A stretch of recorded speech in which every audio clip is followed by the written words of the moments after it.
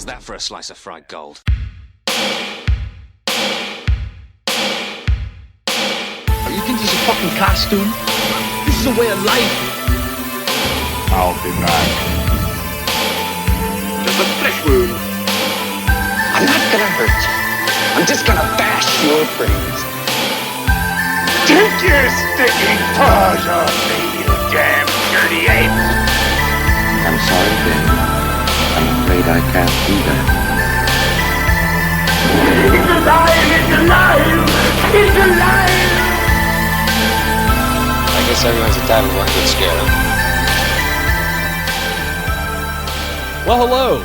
Welcome to Cinema Shock, the podcast exploring the stories behind your favorite cult and genre films. We do all the research so that you don't have to. We're the three guys that tell you everything you need to know about your favorite movies and the people who made them, so that the next time you're caught up in a nerdy movie conversation, now I can't even see it. Okay, not only will you know what is going on, you might actually be the expert. Was I fucking with you? I'm one of your hosts, Gary. Yes. And I was like, I can't even, and you finally, it's just like Justin Bishop over part of the words. Do you want to redo it or don't just know. leave that in? I don't care. I don't care. Anyway, you know what? We tell you about movies. Considering This is about a the movie. topic of our series, I say just leave it. Warts and all. Okay, we're leaving it in. Well, did you say your name? You signed up for it. We're here. This is a movie. I'm Gary Horton. We're going to talk about it. Well, I am your other host, film historian Justin Bishop. And I'm writer-comedian Mr. Todd A. Davis. Yes, folks, this isn't any cheap X-rated movie or any fifth-rate porno play. This is the show you want. The sleaziest show on earth. Not actors, not paid imposters, but real, actual filth who are going to spend the next few weeks talking about the films of John Waters in order to present to you the most flagrant violation of natural law known to man. These podcasters know no bounds. They have committed to this series, and its mere existence should make any decent person recoil in disgust. Our series titled John Waters, Divine Filth. The whole time, Justin was licking Todd's armpit. I'll be honest, Todd. The problem with the I never know what dialogue you're going to choose from the film to do these like intros and stuff, and I was crossing my fingers that that's the one that you picked for this one. Happy to meet your expectations. Todd, you sounded a little hoarse. Todd lost Yes. his voice. Hanging out in New York, I guess, is what happened. Yeah, between travel and work, my voice was just like, "You're done, fucker." Yeah, so like, okay. yeah, so if Todd sounds a little croaky, that's why. Yeah, that's it. I mean, I wasn't sounding great on the last episode, but I know you didn't get it from me because I wasn't contagious, and also I haven't seen you since then in person, I don't think. So, 'cause Right. you've been traveling. But anyway. All right, so we are starting a new series, as Todd said, Divine Filth, a series focusing on the early films of John Waters. This is one that I've been super excited about for a very long time, so I'm glad we're finally here. Over the years, John Waters has, he's been given a lot of nicknames. He's been referred to as everything from the Prince of Puke and the Sultan of Sleaze to the Baron of Bad Taste and my personal favorite, the Pope of Trash. Waters once said, "To me, bad taste is what entertainment is all about. If someone vomits while watching one of my films, it's like getting a standing ovation. But one must remember that there is such a thing as good bad taste and bad taste." And good bad taste, and bad good bad taste. It's a tongue twister. I'm confused.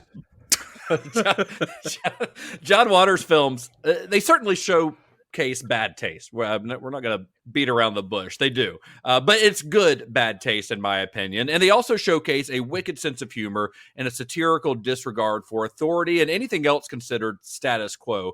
To put it simply, John Waters' films are punk. They're punk rock in film. Waters' early films are defined by the repertoire of actors that he surrounded himself with, a group of misfits from Baltimore that became known as the Dreamlanders. And none of them were more famous than Divine, the 300-pound drag queen that became Waters' muse. So in this series, we'll be diving into Waters' early career, tracing it from the beginning through all of his collaborations with Divine and ending with their first big mainstream success, Hairspray, play, which unfortunately also marked their final collaboration before Divine's untimely death at the age of 42. Spoilers. Divine died in 1988. I think that's common knowledge at this point. So I think Well, okay then. but we will be starting this journey at the beginning, or at least close to the beginning, with Waters' 1970 film, Multiple Maniacs. Yes, folks, this isn't any cheap X-rated movie or any fifth-rate porno play. This is the show you want. Lady Divine's cavalcade of perversions. The sleaziest show on earth. Not actors, not paid imposters, but real, actual filth. Who have been carefully screened in order to present to you the most flagrant violation of natural law known to man. You're sick and repulsive. You, my dear, are dead. I am divine. This isn't even better than anything I tried. Oh.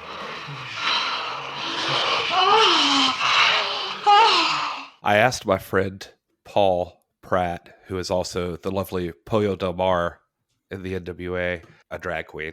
I put on Twitter, I wonder if Pollo ever met Divine. He texted me and said, first of all, why would you flaunt your heterosexuality like that to just assume that all drag queens know each other? Know each other.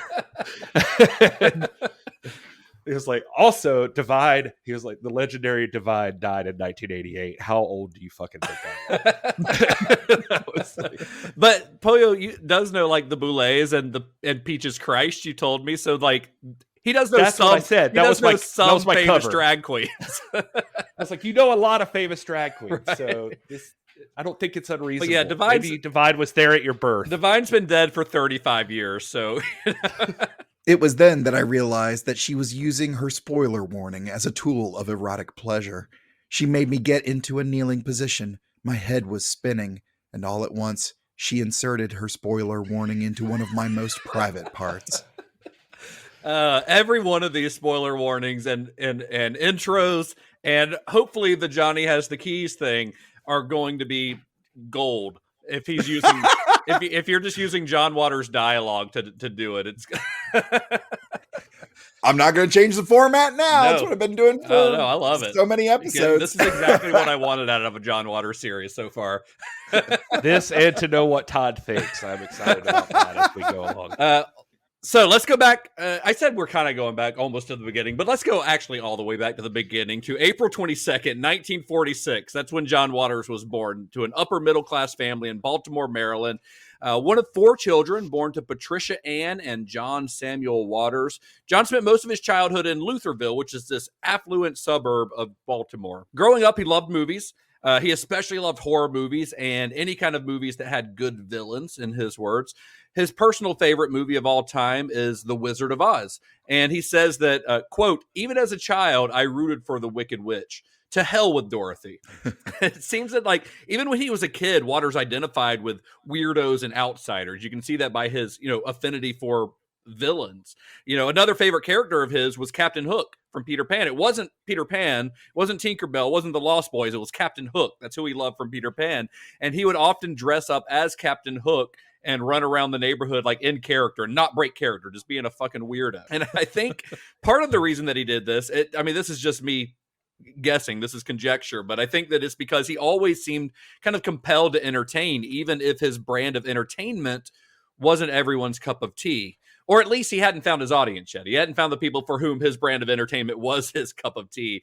But he did keep trying, that's for sure. He would eventually use his talents to create horror houses or horror mazes in the family garage and then charge other neighborhood kids a nickel to go through them. So he's like a showman from, he's like 7 years old, 8 years old, and he's already a showman. It sounds like he'd probably get along with Sam Raimi. Yeah, probably. As far they've got a very different sense of humor, I would say, but very similar motivation in that they just want to like entertain people. Granted, with John Waters, that's not his only motivation, but that's his number one motivation, I think, is to entertain people. And his other big motivation is to get a rise out of people, I think, He also got into puppets when he was a kid, just like our old pal Alejandro Jodorowsky. And he'd put on these Punch and Judy shows in his yard, and he eventually became good enough at it that he was getting hired to do this performance at children's birthday parties. But it was around the same time, when he was around the same age, that he started getting into the films of producer William Castle. I think we've talked about William Castle here on the show in the past, but he's the producer who did all these like crazy gimmicks in the movie theater.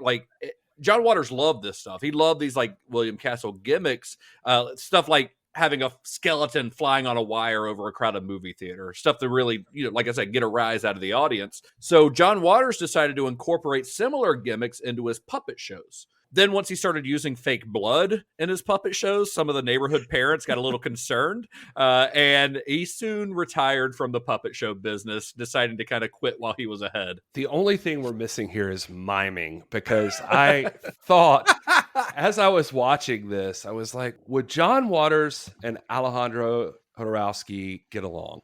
I don't know that they would. I think there are definitely some major parallels in their in their careers, I would say. Although, John Waters got started in filmmaking 2 decades earlier than Jodorowsky did. 2 decades as far as their relative age, because Jodorowsky was in his late 30s. I mean, he was 41 when he did El Topo. But I don't know that they would get along, because I don't know, John Waters he's a lot more likable for sure than Jodorowsky, and he will say things that are outrageous like Jodorowsky does, but he does it in a way that's like humorous. Like he's being funny. He's got a dark, sick sense of humor, but he's got a sense of humor. He's being funny, whereas Jodorowsky just like wants to piss people off. Yeah. John Waters wants to shock you mostly, and I think Jodorowsky takes himself a lot more seriously. John Waters wants to shock you to a point where you laugh. Right. I think it is safe to say, based on these stories we know about John Waters' childhood, that he was, an eccentric kid. Here's another example. One of his favorite childhood activities was whenever the carnival came to town, he would hitchhike to it just so that he could see the freak show. That's what he was there for. And he would just spend hours staring at the fat lady, just fascinated by her. And again, he's always had kind of an affection for outcasts and weirdos. He wasn't going to see the fat lady just to gawk at her and make fun of her, as so many other people going to the carnival might have been doing. He was going because he was like genuinely thrilled to see her. Like that was fun to him. Yeah, he talks about in the commentary track for this one, like he would go to those sideshows and the fat lady would be sitting there in a polka dot dress and eating a peach and in the dirt, and bees would be going around her, and then like the other people would be like freaked out by her, just not be able to sit there. But he, for some reason, was like just enthralled by watching her sitting there eating a peach thing. I think that's maybe where his love of like large women might have come from, because large women are a staple in Jesus Christ. Large women are a staple. Well, Jesus Christ is a staple in this movie. Large women are a staple in John Waters' filmography, though. I mean, starting, of course, with Divine, but Edith Massey, Ricky Lake in Hairspray. Like, there's a lot of them. That's just kind of like something he enjoys. So, unsurprisingly, John Waters wasn't very popular at the Catholic school that he attended. He was constantly getting in trouble with the nuns who taught his classes. But the Catholic school is also where Waters got his calling to be a filmmaker. It's kind of, sort of. You see, during their lessons, one of the nuns in his Sunday school or wherever would list off these titles of quote unquote condemned movies for the kids, telling them, you will definitely go to hell if you see these movies. So naturally, this made John Waters' ears perk up, and he made it a point to see every single condemned movie that he could. Basically, the nun was just giving him a list of movies that he wanted to go see. This is what I always say, and the world never learns. Censorship does not work. It just makes it that much more intriguing. Even if you don't get behind the thing, you just want to know what's so bad that you're not allowed to hear it or see it. Yeah. At least for me. And I mean, not illegal stuff, by the way. Not illegal. Don't send me your fucking snuff films. Right. And yes, I mean you, John Waters. So all three of us have religious backgrounds. That's not a secret. We've mentioned it in many episodes. Do you guys recall hearing any minister, speaker, whoever condemning any particular films? I can't recall that. I mean, I'm sure it might have happened at some point, but I definitely nothing I remember sticks being out in my church. memory. There was stuff like Marilyn Manson. Marilyn Manson, Dungeons and Dragons, all that Dungeons like and textbook Dragons. shit, you know. But Yeah, I don't remember a specific movie. Like I don't ever remember a minister going, "Oh, if you go see, I don't know, Friday the 13th, you're going to hell." I don't recall that ever happening. I remember being at a Christian summer camp and them really hammering the evilness of Men in Black.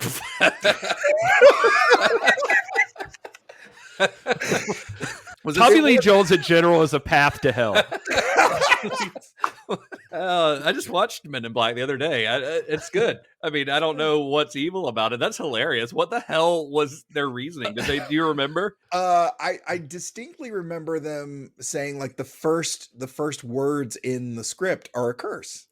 So Are a curse word. okay. And I was like, all right. But it was probably like damn or something. It was probably not like anything really. That bug hits the windshield and he goes, "Goddamn bugs!" And oh yeah, that was like the big. I think it's where that person stopped watching the movie and walked out, and then they just condemned the whole movie because of that.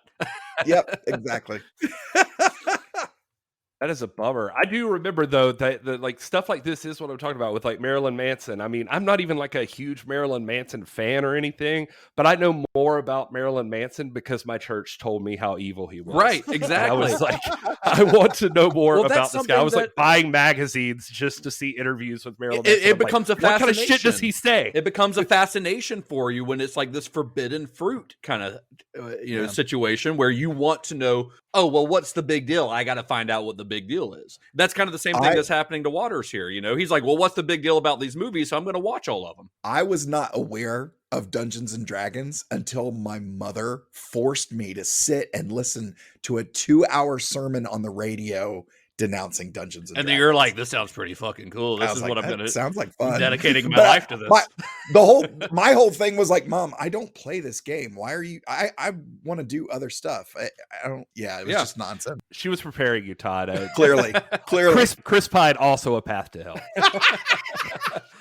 I mean, you're going to see that a lot, though, throughout this episode specifically, but probably through this whole series where you've got people banning or people causing a lot of controversy around John Waters' movies that would not have been there otherwise, and it just makes more people want to see it. It happens. Yeah. It happens with this movie. Well, anyway, so John Waters, he's got this list of condemned movies. He's like, I'm going to see all of these. These sound cool. So one way he did this was by sneaking up to a hill near his home where he could see the distant drive-in screen. And he would watch all of the adults-only gore and horror films using binoculars. So you couldn't hear them, but he could watch them. He would also comb through the newspaper, and he would clip out ads for all of the most violent-looking movies, kind of fantasizing about having his own movie theater where he would book the most notorious films ever made. But then John realized, why show other people's films? He could just make them himself. So that's where he kind of found his calling. With these condemned movies made him think, hey, I could do this. I could make these movies. He wanted to make the trashiest motion pictures in cinema history. Those are his words. He wanted to make the films that would be on future condemned movies lists that nuns would recite to kids. He wanted there to be a list given to kids in Catholic school that had John Waters movies on it. John, he didn't have a lot of friends at school. Because again, he's kind of a weird kid, and I mean, if you've seen pictures of John Waters, even when he was young, he's very skinny, very tall. Of course, as he grew into a teenager, he has long, greasy hair, and he looks like the Crypt Keeper a little bit. But he did have other friends, but they were kind of neighborhood friends, not kids who went to his school. And his oldest friend, who he had known since they were born, was Mary Vivian Pierce, who everyone called Bonnie. She only goes by Mary Vivian Pierce when she is in a movie. Actually, that's the only time she goes by her full name. So as they got into their teens, John and Bonnie, they really, honestly, they sounded like a couple of hellions. They would sneak into parties thrown by other local teens, and they would drink all the liquor in the cabinets. They'd steal records. They'd just kind of cause general mayhem until they were run off by the kids, whoever's house they were in. And then Bonnie, She later became a babysitter, and she'd go to a house to babysit. John would kind of hide in the bushes at the houses where she was babysitting, waiting on the parents to leave. And then once they left, he'd go in. The two of them would break into the liquor cabinet. They'd drink all the family's booze, and they'd eat all their food. So, it probably goes without saying that Bonnie's babysitting career did not last very long. He calls her his oldest and best friend. They were inseparable. He even says, one thing I was watching, that like their parents were best friends for a long time. But then because they became such juvenile delinquents that their parents started forbidding them to see each other. And then eventually their parents like stopped talking to each other.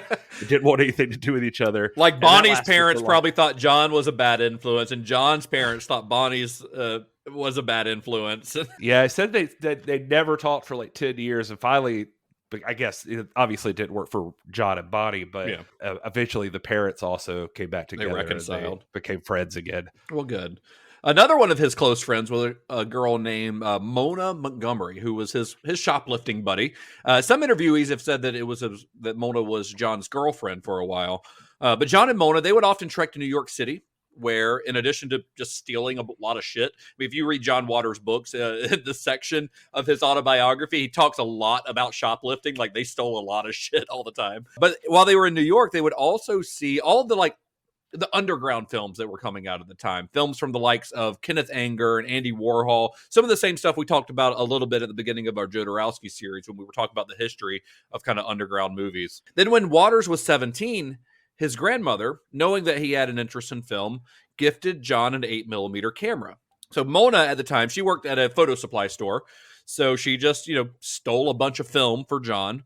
But that allowed John Waters to make his very first short film, which was a black and white underground film called Hag in a Black Leather Jacket. Weird to think of like a 17-year-old coming up with that. Yeah. Well, the thing, if you listen to John Waters in interviews, he will say that when he goes to write a movie, he always comes up with a title first. The title is the first thing that comes to him. And then he just kind of uses that as inspiration almost, which I love that idea, because some of these short films that we're going to talk about, like, they've got great titles. Hag in a Black Leather Jacket is a great title. They even say like he wrote everything on a yellow legal pad with a Bic pen. That's the same thing he did for every single, like, even all the dialogue, all this stuff. He would like write it out first that way. And that's even what he does to this day, according to some of these people. Well, this short, Hag in a Black Leather Jacket, which Waters calls a terrible film, is about, in Waters' words, it is about a black man and a white girl's wedding on the roof of his parents' house. He courts her by carrying her around in a trash can and chooses a Ku Klux Klansman to perform the wedding ceremony. So clearly, Waters was aiming to shock even at the age of 17. So that kind of gives you an idea of what this kid is like. So, Hag in a Black Leather Jacket, it starred his friend Mona. She plays the girl that's getting married. Mary Vivian Pierce, Bonnie, she appears in it as well. And this is actually her first of 16 appearances in films directed by Waters, which, if you're keeping count, that is literally every movie, short or feature length, that he's ever made. She has appeared in every one of them. The film had its world premiere at the local Beatnik Coffee House, which is the only showing the film ever had. It has never been released. You cannot find it anywhere. There's a copy of it in John Waters' attic somewhere. It's gone on a couple of road shows in recent years where he's gone out and showed it, but you can't find it. I looked, and believe me, I looked, but it is not out there. None of these short films are. Actually, none of these short films are available. But John Waters, with this film, he was he's officially a filmmaker now. He's 17 years old. He's made his first movie.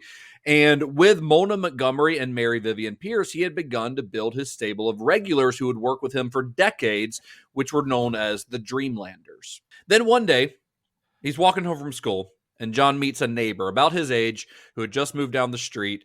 He describes her in his book, and he describes her in the most disgusting way. He says that she had terrible acne and braces, and he's like, I immediately was drawn to this person. So her name was Carol Wernig, and this meeting would be life-changing for Waters. See, John and Carol, they hit it off immediately. And Carol introduced John to her eccentric circle of friends. And although Carol herself never appeared in any of Waters' films, these friends that she introduced him to would form the core group of Dreamlanders that he would work with over the next several years. Oh, Carol, what have you done? So let's talk a little bit about the Dreamlanders, or at least the ones that we're going to see in these first few films. A lot of these early Dreamlanders were folks that John referred to as bad suburban kids. These were kids that, some of them were people he grew up with or people who grew up nearby there in Lutherville. These included Bob Skidmore, Mark Isherwood, and Mary Vivian Pierce. And then, of course, there's Glenn Milstead, better known to the world as Divine. Let's talk a little bit about Divine. So Glenn Milstead, born October 19th, 1945, to a conservative middle-class family in Baltimore, a conservative middle-class Baptist family in Baltimore, I should probably add. As an only child with well-to-do parents, Glenn later described himself as an American spoiled brat. See, his parents would pretty much he was an only child. His parents had a lot of money, and they would just basically spoil him, give him whatever he wanted, any clothes that he wanted. They gave him whatever he wanted to buy to eat, which led to him being overweight even as a child. It was actually an issue that he dealt with for his entire life. And then in addition to being, a little chubby kid, Glenn was very introverted as a child. He was not athletic at all, and he was pretty effeminate, which led to him being bullied constantly in high school. And then when he was 17 years old, his parents sent him to a psychiatrist where he first realized that he was sexually attracted to both men and women, which, of course, this is in the early 1960s. So that's like incredibly taboo at the time. So after high school, Glenn goes to beauty school. Then he worked in several salons where he specialized in beehives and other upswept do's, stuff that was like really popular in the 60s, and he would later actually run his own salon for a few years, which was a venture that his parents completely financed.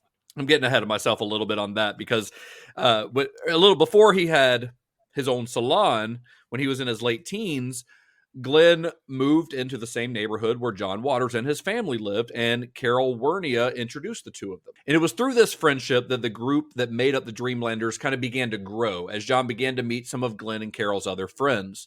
One of which was Glenn's best friend, a guy named David Lockery. Lockery is quite a character, especially by the standards of the mid-60s. He was, for one, an out gay man.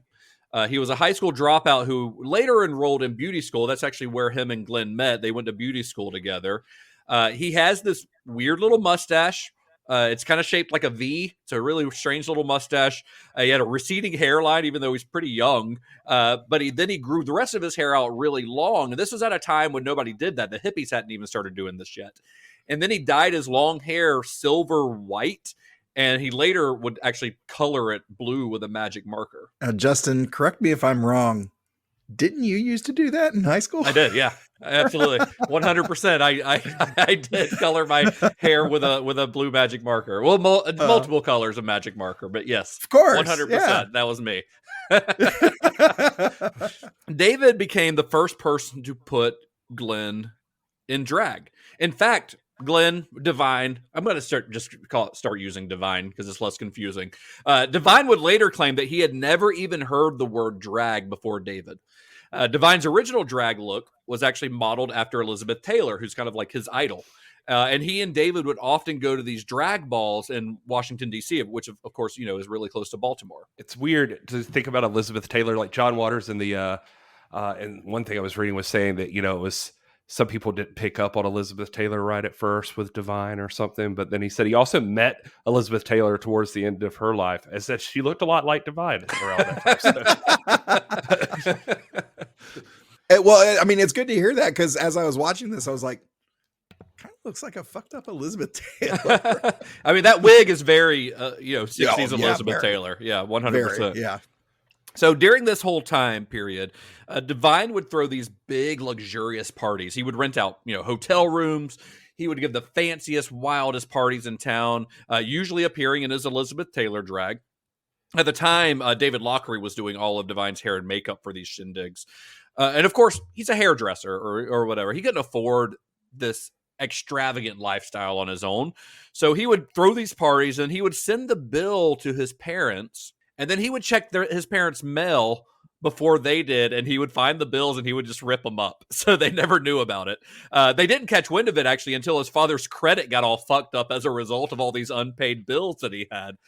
When that happened, the jig was up, and Divine couldn't keep sending bills to his parents, but he continued to throw these parties. But he just constantly stayed on the move, trying to stay one step ahead of the bill collectors. Eventually, he had to actually move in with David Lockery. these people are, I don't know if I would be friends with them or not. I don't know. Any They of them. sound fun. They sound fun, but also lots of illegal activities. Lots of illegal activities, yes. Nothing that's really hurting anyone, though. So eventually, Divine quits his job and was at the salon, and he's financially supported by his parents for a little while. And during this time, he started kind of looking at food as a coping mechanism. He began to put on more and more weight, which actually led to him kind of reinventing his drag persona. You see, Divine, who, again, is not known as Divine yet. We'll get to when Divine becomes Divine. At this time, it's just Glenn. But Divine originally played his drag pretty straightforward. Just your typical kind of glamour queen, very much made up to look like Elizabeth Taylor. Nothing like over the top.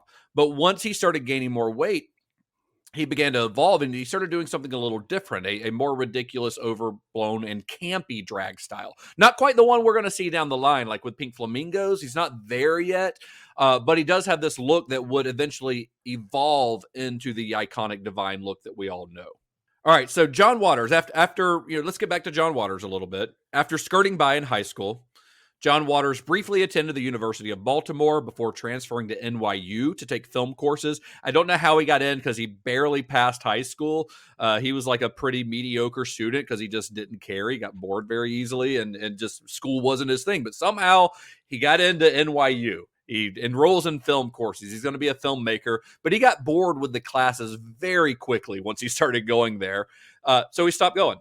Instead, he would spend his day stealing books from a library and going to movies where he would see 4 movies a day, which he'd later say gave him a much better perspective on films than I would have gotten in a classroom. And it was while attending college in the mid-'60s that he began experimenting with LSD. He had already been an avid weed smoker for years, since high school. And in college, it became a daily habit. And in fact, it was one that his smoking weed habit would lead to him getting kicked out of NYU after being there for only 3 months. I saw an interview with Pat Moran, who says this is probably like the best thing that ever happened to him. He was probably bored because pretty quickly he learned, film school's only going to do so much for you, that if you want to make something, then just go make it. Just go make it. And you just have to do it. Well, after getting kicked out, he gets back to Baltimore, and he begins tripping more than ever. Those are his words. He just started doing more acid. He'd do acid, and he'd go watch Ingmar Bergman's The Seventh Seal. John Waters is funny because you'd think watching his movies, or especially if you only know his movies by reputation, that a lot of his influences would be just grindhouse stuff. But he's like very into art house cinema and takes a lot of influence from art house cinema. Ingmar Bergman is one of his favorites. Fellini, he was a big fan of. Guys like this. That's what he would watch when he went to New York. He'd watch these underground films, and he'd watch foreign films.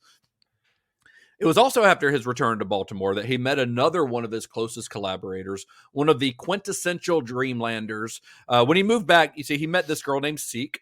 Seek Stoll is her name. And through Seek, met her sister, Nancy.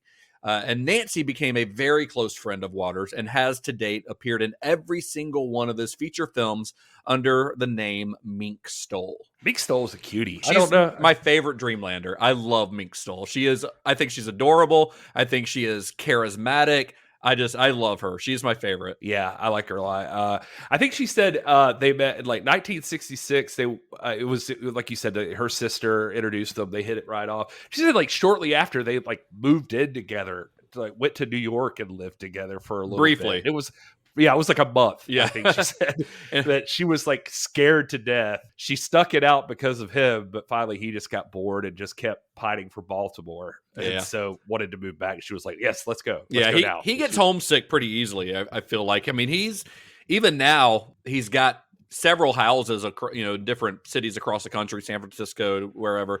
But Baltimore is still where he always goes back to. He's always filmed his movies there. Even when he didn't live there full time, he always returns to Baltimore. Well, bless him. He must be charismatic as all hell because he just, I don't know, even like Mink, she talks about like he'd already done like Hag in a black leather jacket at this point. Mm-hmm. So she first got to jump in 66 on the Roman Candles. Yeah. But she was like, this is my first film. It was just a small part. I'm getting spanked.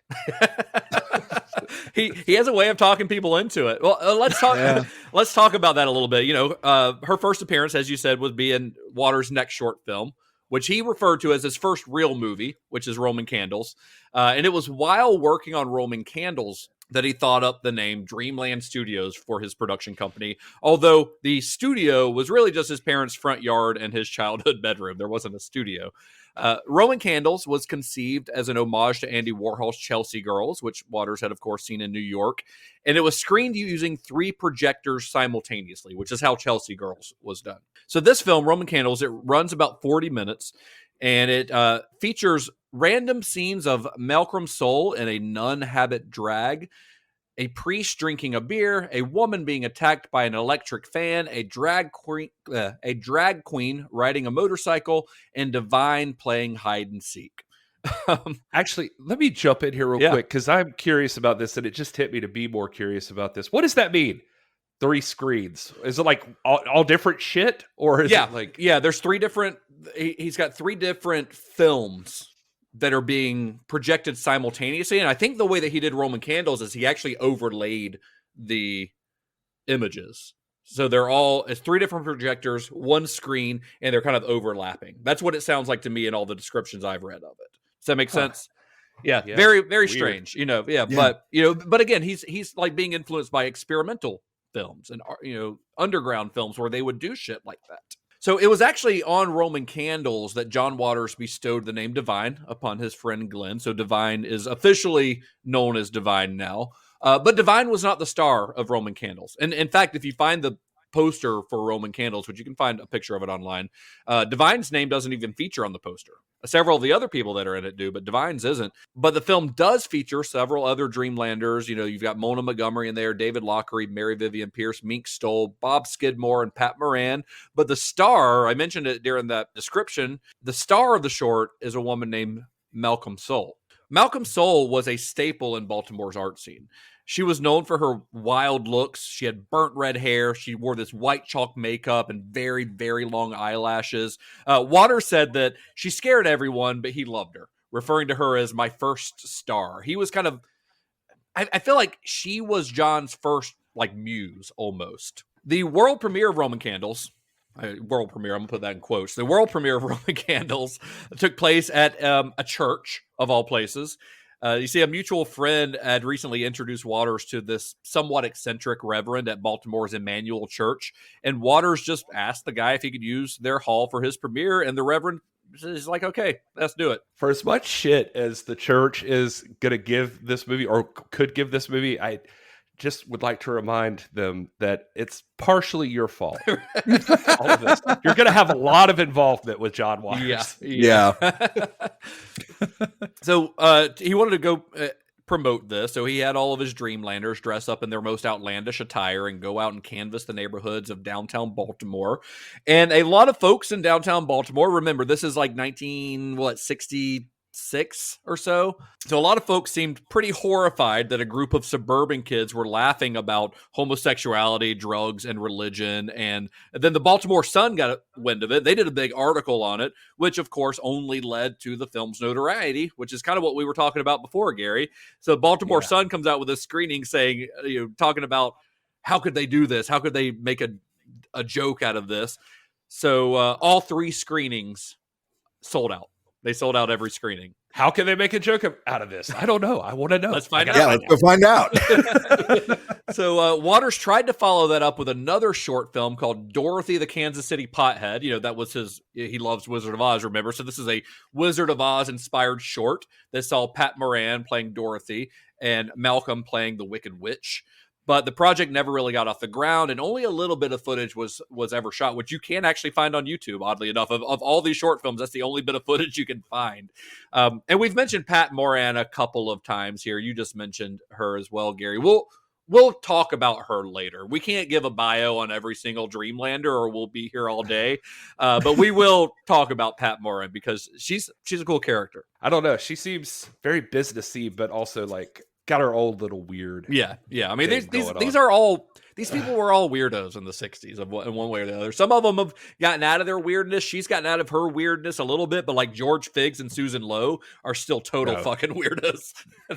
That's like their lifestyle. All right, so a little bit after this, Waters graduated from an 8mm camera to a 16mm camera. So he's, moving up a little bit in the world. He starts working on his next film, which is called Eat Your Makeup, another fantastic title for a film. I think John Waters has even said that's his favorite title of any of his films, Eat Your Makeup. It's really great. So in this one, Malcolm Soul, she plays a deranged nanny who, with the help of her boyfriend, who's played by David Lockery, kidnaps young girls and forces them to model themselves to death in front of their crazed friends. Divine plays one of the friends who, during this, fantasizes that he's Jackie Kennedy and relives the JFK assassination in his mind. And according to Waters, Divine was the first person to ever play Jackie Kennedy on film. The short came out less than 5 years after the Kennedy assassination. I think one of Warhol's shorts also features someone playing Jackie Kennedy, so I'm not sure exactly which one came out first. But, this is still fresh in the nation's mind, and he's kind of making fun of the JFK assassination already. It's very close to Mary Poppins, honestly. What? I was just it got past me. I don't know. Well, just reading the first part of the description. Oh, the nanny. Malcolm Soul plays the deranged nanny with the help of her boyfriend, kidnaps the young kids, forces them to model themselves to death in front of crazed friends. I was like, that's dangerously close to Mary Poppins. I thought you were trying to make some kind of weird fucking conspiracy theory thing out of the JFK assassination. Like Julie Andrews killed JFK? Is that what we're getting? That's in the bonus episode, guys. Or Mary Poppins describes the JFK assassination. You just have to look for the clues. That's it. Well, just like Roman Candles, Eat Your Makeup premiered at the Emmanuel Church. He was able to get that hall again there, and it was well received by the audiences there, but Waters knew it would never be a hit, calling it too fucked up and arty. So he kind of knew what he was doing, He knew this wasn't like going to be his big breakthrough. Unfortunately, Malcolm Soul passed away from a drug overdose just a few weeks after Eat Your Makeup premiered. I think it's safe to say, like, just listening to John Waters describe her and talk about her, I think that had she not tragically passed away at a young age, she may have very well been a longtime Dreamlander, like some of these other people we're talking about. Maybe even Waters' main star. He might have even been like the John Waters, heroine. But without her, Waters would have to find another muse, and he found one in Divine. Because although she wasn't the star of Eat Your Makeup, Divine was the person that audiences really seemed to notice. Like people, they talked about Divine when they talked about this movie. Divine had star power, and Waters knew that. Yeah, Divine's amazing. And just this would be a good point to I get paranoid about this for some reason when I'm going through it, like pronouns.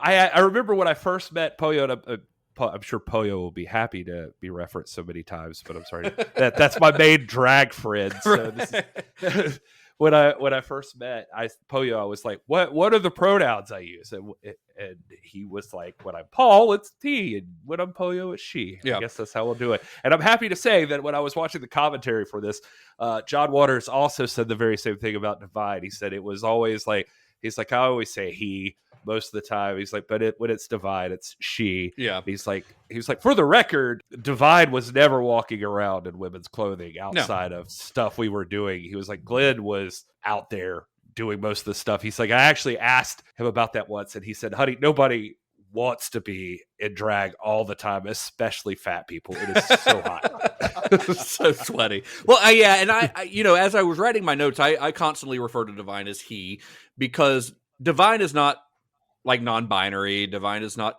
a trans woman. Divine is a man who dresses up as a woman. He's a female impersonator. And Divine never specified, hey, call me she, because again, in everyday life, it's just Glenn. Divine's a character.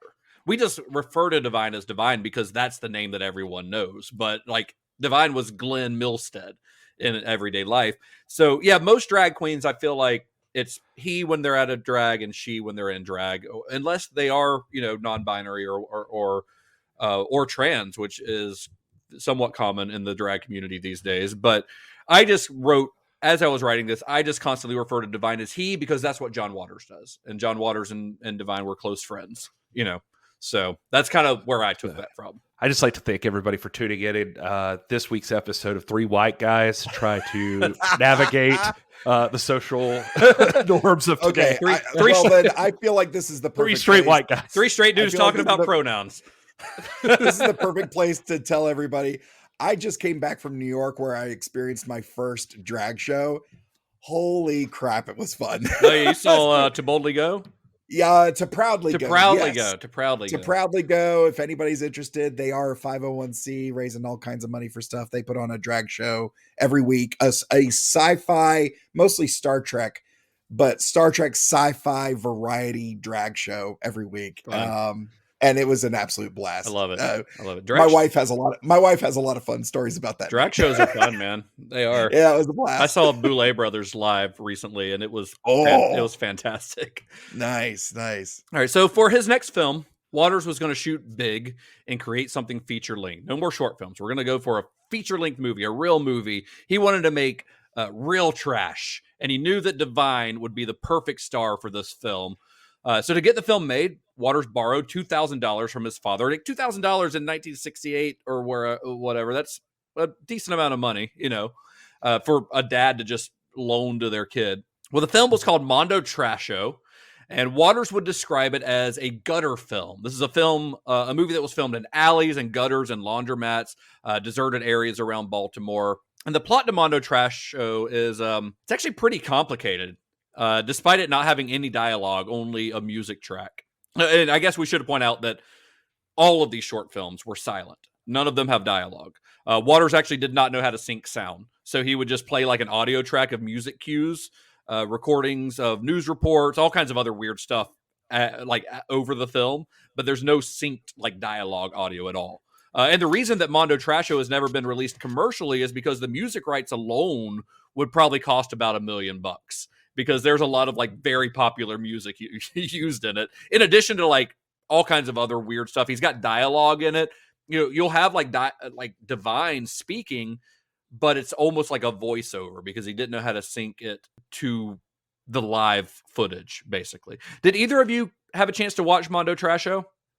Yeah, I was going to say, you can see Mondo Trasho. It's on YouTube. I'm sure we'll post the link somewhere, Justin. Yeah, we'll throw it up in the, we'll put it in the show notes. I found it to be a lot. Like it was just, it was something to keep up with. Yeah. But yeah, he did talk about he had a reel-to-reel tape. It's not boring. Recorder. No, it's not. John Waters don't do boring. Nope, he does not. He does not do boring. I actually made the conscious decision to not watch it because I wanted to approach this with like as blank a slate as possible. I am interested to go watch it though. I like watching like an early film to see where the director came from. You know what I mean?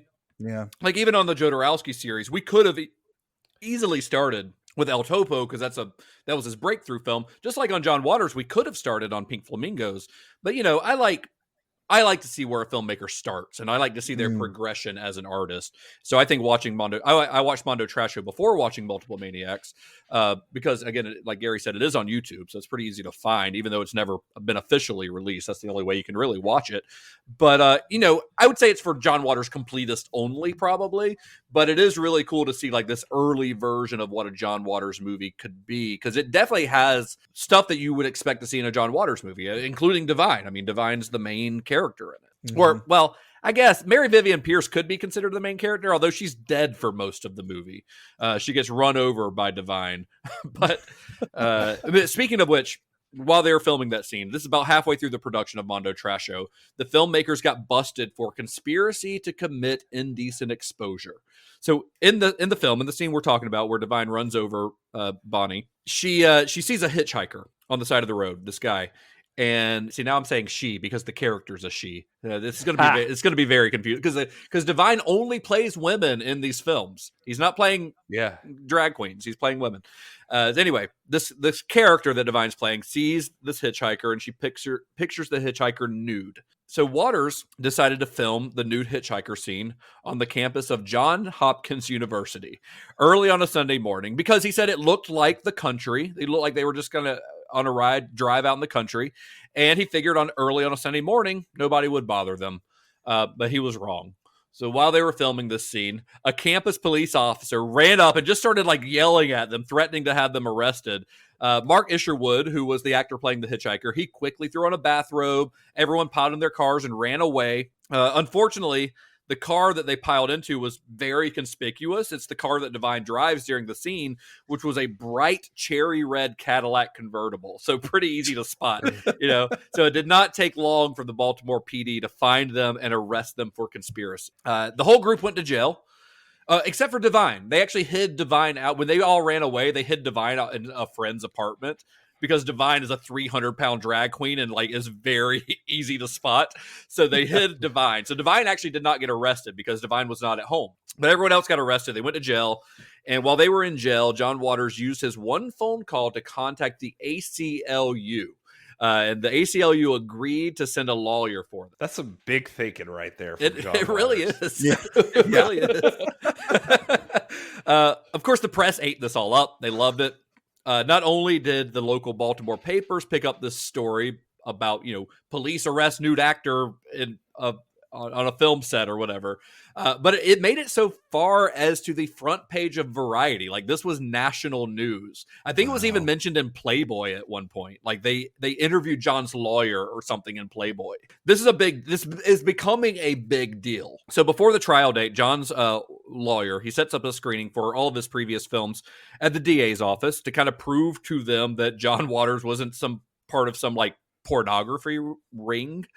They're like, it's just a goof with a camera making a movie, So they showed Hag in a black leather jacket, and everyone watching it, John, as he describes the scene, he said everyone watching it was clearly bored by it and somewhat disappointed that it wasn't more scandalous. They just started like talking about other cases and stuff. Like, they were totally zoned out. I don't know I guess at this time, seeing some pictures, John Waters wasn't full John Waters, but I don't think it's out of reach if you see John Waters with a video camera standing on a college campus to be kind of like, yeah, he doesn't have the mustache yet. He doesn't have the mustache, but he like I said, he kind of looks like the Crypt Keeper. He's got the sunken in cheeks, these sunken back big eyes, and long, stringy, greasy hair. Like, he used to joke that his hair was, he called it my bacon, because he said he didn't wash it. He would just lay it on paper towels and let the grease soak out of it. Oh God. Jennifer wasn't sure. She watched this with me, and she was surprised. like, wait, who is John Waters again? Yeah, me too. And probably be the last one she does. Right, but she was like, who is John Waters again? And I was trying to explain it. Then finally, the quickest way I could explain it to her was I pulled up the video for Lonely Island's the Creep. Oh yeah, he's the Creep. And she's like, oh, that guy. That guy. And don't forget to smile. So the trial itself was one big publicity joke, but Waters knew that all of this press would mean that his premiere was sure to sell out. And the DA's office, they realized that Waters was, like I said, just some weirdo with a camera. There was nothing really nefarious going on. And they wanted to save face by getting out of this whole mess with as little bad press as possible. So when Waters and his crew of Dreamlanders went to stand trial, they're all standing before the judge. They're really kind of nervous, of course, because they're all like 20 years old, 21 years old or something. They're all nervous, and while they're staring up at him, the judge overseeing the trial, Judge Solomon Liss, which is honestly a fantastic name for a judge, he immediately dropped the charges, and he did so by reading a poem that he had written especially for the occasion. Order! Order! Old Baltimore is in a spin because of Isherwood's display of skin. He cannot bear the shame and cracks brought on by showing the bare facts. And so go then, and sin no more. Disrobe if need be, but behind the door. And if again you heed the call to art, rest assured the judge will do his part. So as he finished that incredible piece of poetry, which I just love that so much. That's awesome. The entire courtroom burst into applause, as they should. And Waters' lawyer actually offered the judge 2 tickets to the premiere of Mondo Trash Show as a thank you, and the judge turned them down, saying, if it's as bad as some of the underground films I've seen in New York, I wouldn't be anxious to see it. So at least he was honest. Well, this whole thing already sounds like a movie. I know there should be a movie about. There should be a movie about the making of Mondo Trasho. Honestly, so Mondo Trasho once again held its premiere at Emmanuel Church, and thanks to all this free publicity they received, all 9 shows sold out. During the premiere, I think it was at the midnight showings, because he did midnight showings across several days. But and during these midnight showings, he would do door prizes, and the door prizes were dinner for 2 at one of the sleaziest hamburger shops in town. Just like the shittiest restaurant in Baltimore. He would buy you dinner for 2. That was your door prize. And the winner of the prize was a woman that Waters described as a mean hippie named Cookie Mueller, who'd explained to Waters that she had just been released from a mental hospital. So Waters was perfect. Yes, yeah. Perfect. So Waters was immediately drawn to Cookie's hard as nails attitude and thought she could be a perfect Dreamlander. She began hanging out with him and his crew of misfits, and she would actually go on to star in several John Waters films. She'd apparently talked about wanting to be an actress, and had always been like kind of hesitant because she has the noticeable speech impediment. Yeah, she's got a pretty big lisp. Yeah, which for the Dreamlanders is no obstacle at all. Not at all. few things are obstacles for a Dreamlander.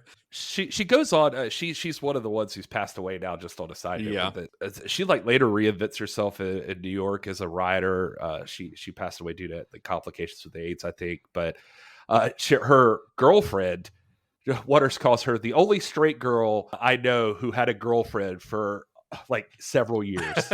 But her name was Sharon, I think, but she's going to show up in Waters movies. Yeah, she pops up in a couple of them, I think. So in addition to these Baltimore screenings, Mondo Trasho was also screened in Los Angeles. They managed to get it screened out in Los Angeles, and several big reviewers gave it positive reviews, including Variety, the Los Angeles Free Press, and Show Magazine. So Waters was starting to get kind of a reputation. Like, not a lot of people had actually seen his movies yet, but people were starting to hear about them. He was starting to get a notoriety. Despite some, modest success for Mondo Trasho, Waters and his Dreamlanders, they weren't like hitting the big time. He didn't have, believe it or not, after Mondo Trasho, Hollywood was not knocking down John Waters' door. Wait, what? What? So that summer, most of his cast and crew just went back home. They went back to their lives. Waters himself, he went back to his job at a local bookstore. He worked at a local bookstore, and I think Provincetown is actually where he was at the time, Provincetown, Massachusetts. He kind of goes back and forth between Provincetown and Baltimore a lot.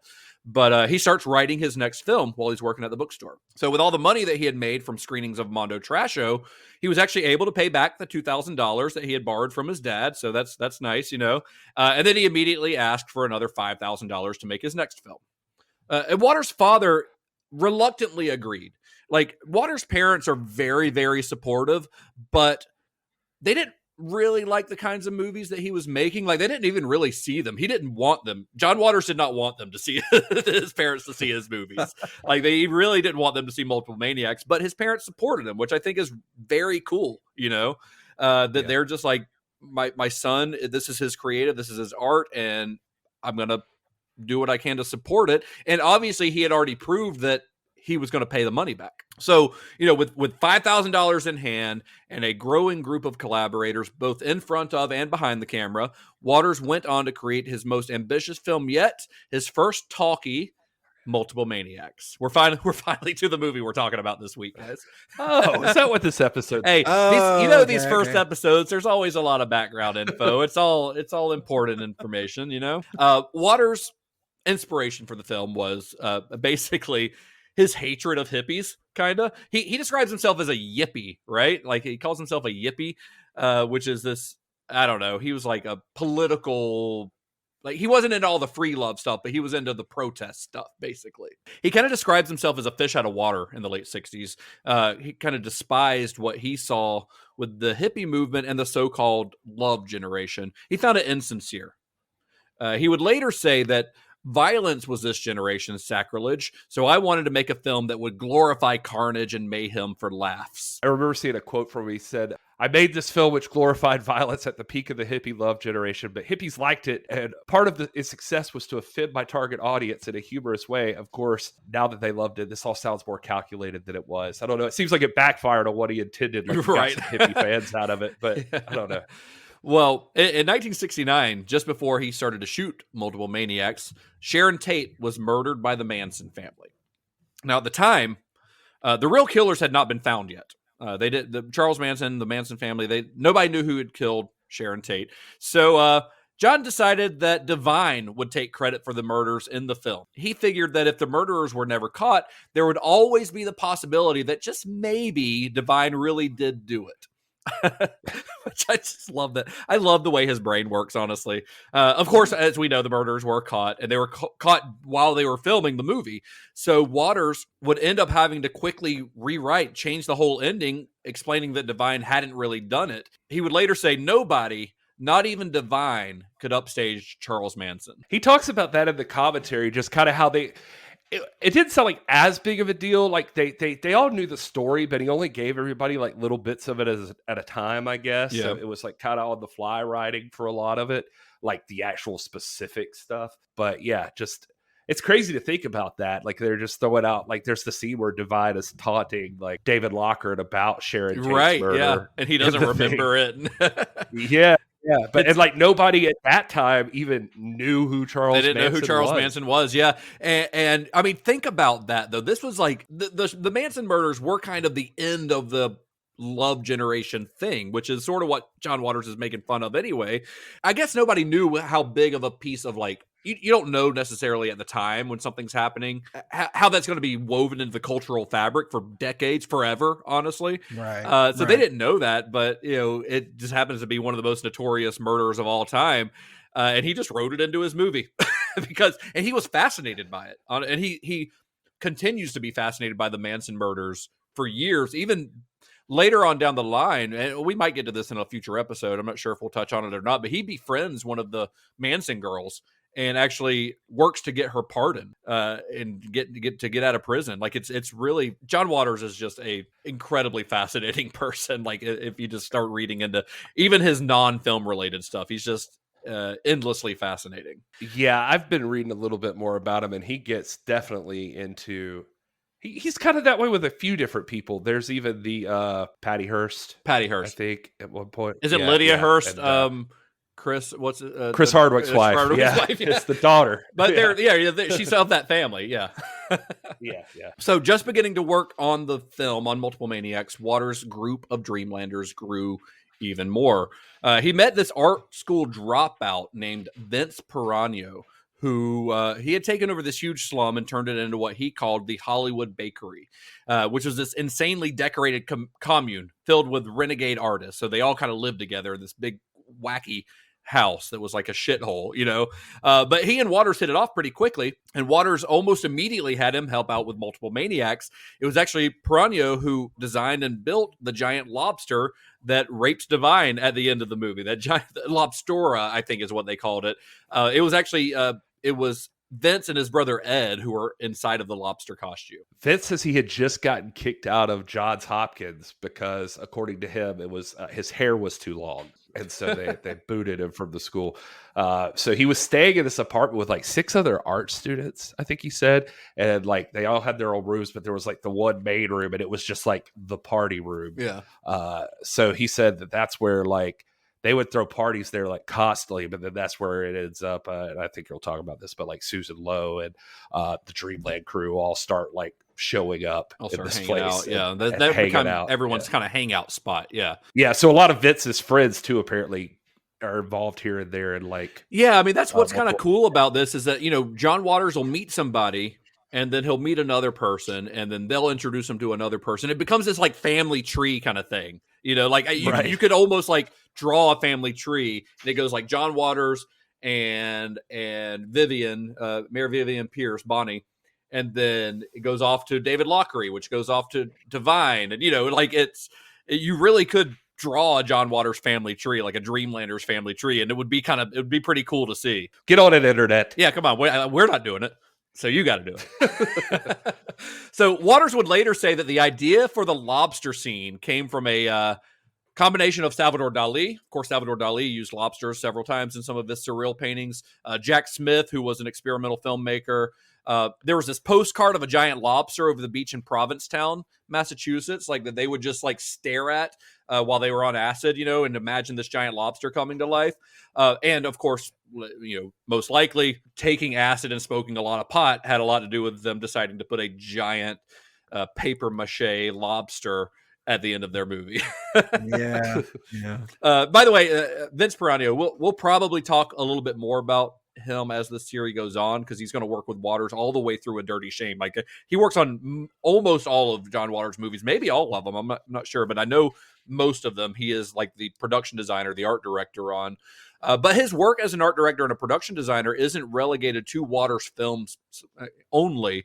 He, just like a couple of other Dreamlanders that we'll discuss, used his work on Waters films to begin an actual career in film. He would later work on Baltimore-based TV shows like Homicide: Life on the Street and The Wire, in addition to films like The Blair Witch 2 and The House on Sorority Row. If you're wondering how that conversation went, I was watching some interviews with Vince and even John. I think Vince comes in like technically like halfway into like making this movie or something. Yeah, like because I think that opening stuff, especially John Waters is talking about, like, I rented these tents and I really could have used Vince here, like, to make it look a little cooler. Better, like not like a rented tent, which is exactly what it looks like.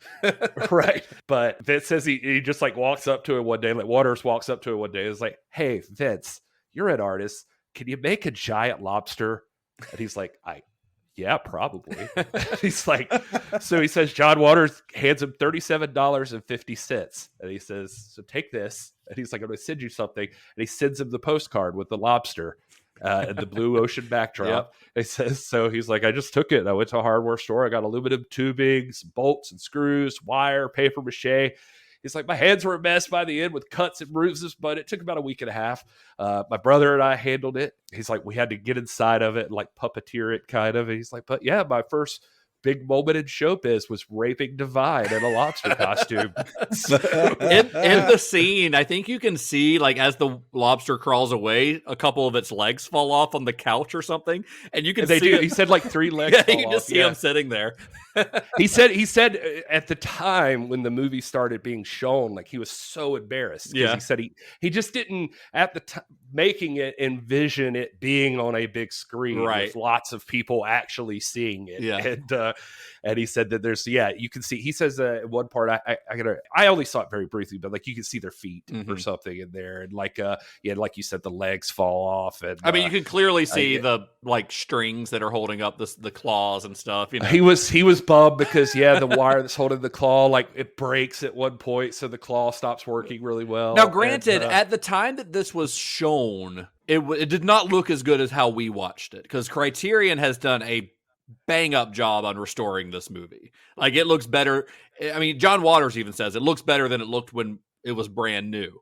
Like, they have killed it. Because normally, like, I mean, the sound sucked, the picture like was scratched, and like Criterion has like cleaned it up a lot, so you can see like those, like the strings and stuff holding it up. You might not have even really been able to see those on original release, because again, this is 16 millimeter. 16 millimeter blown up and projected is going to look pretty fuzzy. Yeah, it looks fantastic, but he did say, thank God that the movie is in black and white. He said, because we painted it fire engine red. He said, which he's like, I just thought of this a few years ago.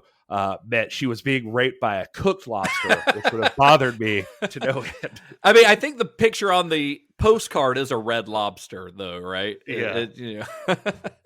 Anyway, it was Vince Piranio who introduced Waters to a couple of other key collaborators, Susan Lowe and Edith Massey. So Waters described Susan Lowe as, this is a quote, an incredibly sleazy artist model who could outdrink any sailor and loved to embarrass her fellow models at art school by loudly farting while posing.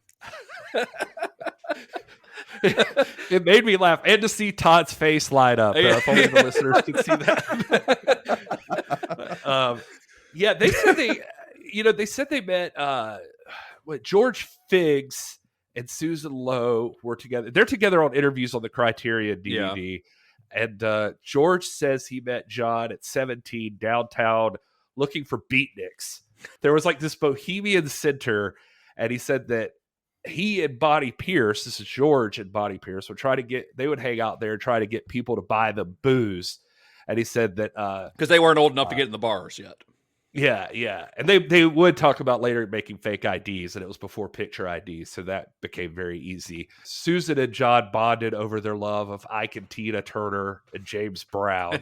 This whole area was apparently, they said, like freaks, gays, and black people. Like that's like who was in this like little area. And Edith, who you mentioned, was a bartender. Yeah. Like literally that bar that's in this movie is the place that she worked. Yeah. And Divine would not go there because Divine had expensive taste and didn't want to go to a dive bar. Yeah. I think John Waters describes that bar as like a place where anything was allowed and the drinks cost 20 cents.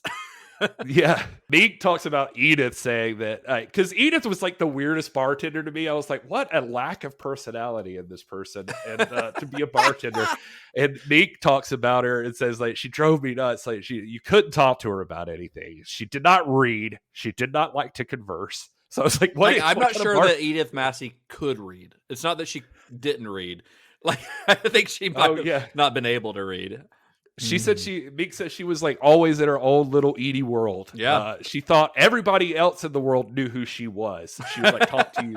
Like when she had to address you, she assumed you knew who she was. They talked about like she would just sit at that bar and like do the bartending and just get drunk randomly and pull her tit out and like sit it on the bar and pet it and talk about how pretty it was. Oh my god. Oh god. I mean, so yeah, the bar, it was called Pete's Hotel was the name of the bar where Edith Massey worked. But yeah, they basically just asked Edith if she would play the bartender, so she's just playing herself in the movie.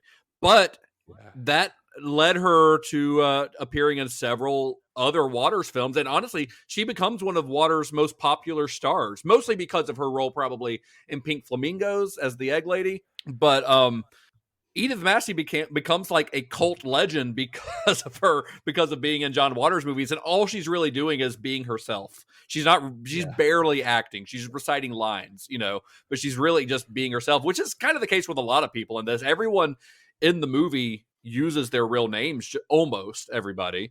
Susan Lowe in Multiple Maniacs doesn't have a very big role. I think she's credited as Cavalcade Pervert. She's in the Cavalcade of Perversion. She's the nude woman who, with the hairy armpits. With the hairy armpits. Yeah, it's a pretty small role, but she would have bigger and bigger roles in other films. Desperate Living is going to be her biggest role. We'll get to that one in a few episodes. When you rewatch it, it is crazy, like how the same 10 people are in this movie like 15 times. Yeah, like in the Stations of the Cross scene, like you see, even Divine is in the background in those scenes. Like Divine out of drag. I mean, they're wearing like a biblical times robe, so it's hard to tell, I guess. But everybody is in that scene. Everybody, and in the Cavalcade of Perverts at the beginning, the squares that are freaking out are Pat Moran, Bonnie Pierce, and Mink Stoll just wearing short wigs. But it's the same people. Cookie's in there too. Yeah. And, Cookie is in there. Yep, you're right. It's I don't know. That's fun to me though. It's little Easter eggs. Yeah, it was. I remember it's like a Monty Python movie where the same like 5 guys play every character. Yeah, I remember Meek talking about in one of the interviews, like just everybody's wearing their old clothes. Like they always talk about David Locker. They're like, that's just what he looked like. That's just how he is not dressed. This is not a costume. This is what he looks like. This is what he wears. He's wearing like a ringmaster's jacket. Right. And Meek talks about like the turban was mine that I had on or whatever. She said that the weirdest or the craziest moment with her parents was that she in the Squares scene where she had her like blonde hair and the headband on and she was there, and she said she was like leaving the house and her mom was like, honey, you look so beautiful. Why don't you dress like that? Please look like that all the time. And she was like, no, because I'm not an idiot, Mom. Well, the rest of the cast of Multiple Maniacs included, of course, Divine in the lead role of Lady Divine, David Lockery as Mr. David, Mary Vivian Pierce plays Bonnie. This is in addition to the like small roles they play. These are their main roles. Mink Stoll plays Mink, aka the religious whore, which is what she's the one that gives Divine the rosary job. Cookie Mueller plays Cookie Divine, and Paul Swift plays Steve. I don't know why he doesn't play Paul, but Paul Swift plays Steve, which is Cookie's boyfriend, the weatherman, and George Figs as Jesus Christ. And I love that in the credits it says George Figs as Jesus Christ. And he says in interviews, he's like, John asked me to be Jesus Christ, and that was easy because I thought I was Jesus Christ. And he's like, and I was mentally ill. Yeah. And like even Susan like confirms that she was like, he thought it was Jesus Christ. And he said, and he's like, and I mean, I still think I am, just I don't tell people now. He's like, that man has done a lot of acid. Yes. He said I'd always wanted to be crucified. He's like, I wanted to be crucified really bad, and John knew all of this. And so he just cast him as like, Jesus. Yeah, it was like this was the high point in the 20th century for blasphemy, and I was happy to be a part of that. What a great quote. Well, most of those actors that we just named are not exactly household names, but through this series, you'll start to hear them again because every single one of those people that we just named has appeared in multiple John Waters films, usually more than two. But I'm willing to bet, I would bet money that not a single one of them has appeared on Star Trek. Well, it just so happens. You're right. There's nobody in Star Trek. It's good since your voice is, struggling today that you don't have to list a bunch of credits. But yeah. I think we should probably, Gary, when we edit this episode, just take that line of Todd saying that and we'll just put that into every single one of these episodes because right. Just get used to hearing Todd say there's nobody in Star Trek in any of these. Maybe when we get to Hairspray, I don't know. Was Jerry Stiller ever in Star Trek? Stiller? He feels like he should have been, but we'll get to it when we get to Hairspray. Okay. Yeah. So Multiple Maniacs was, of course, filmed in Baltimore.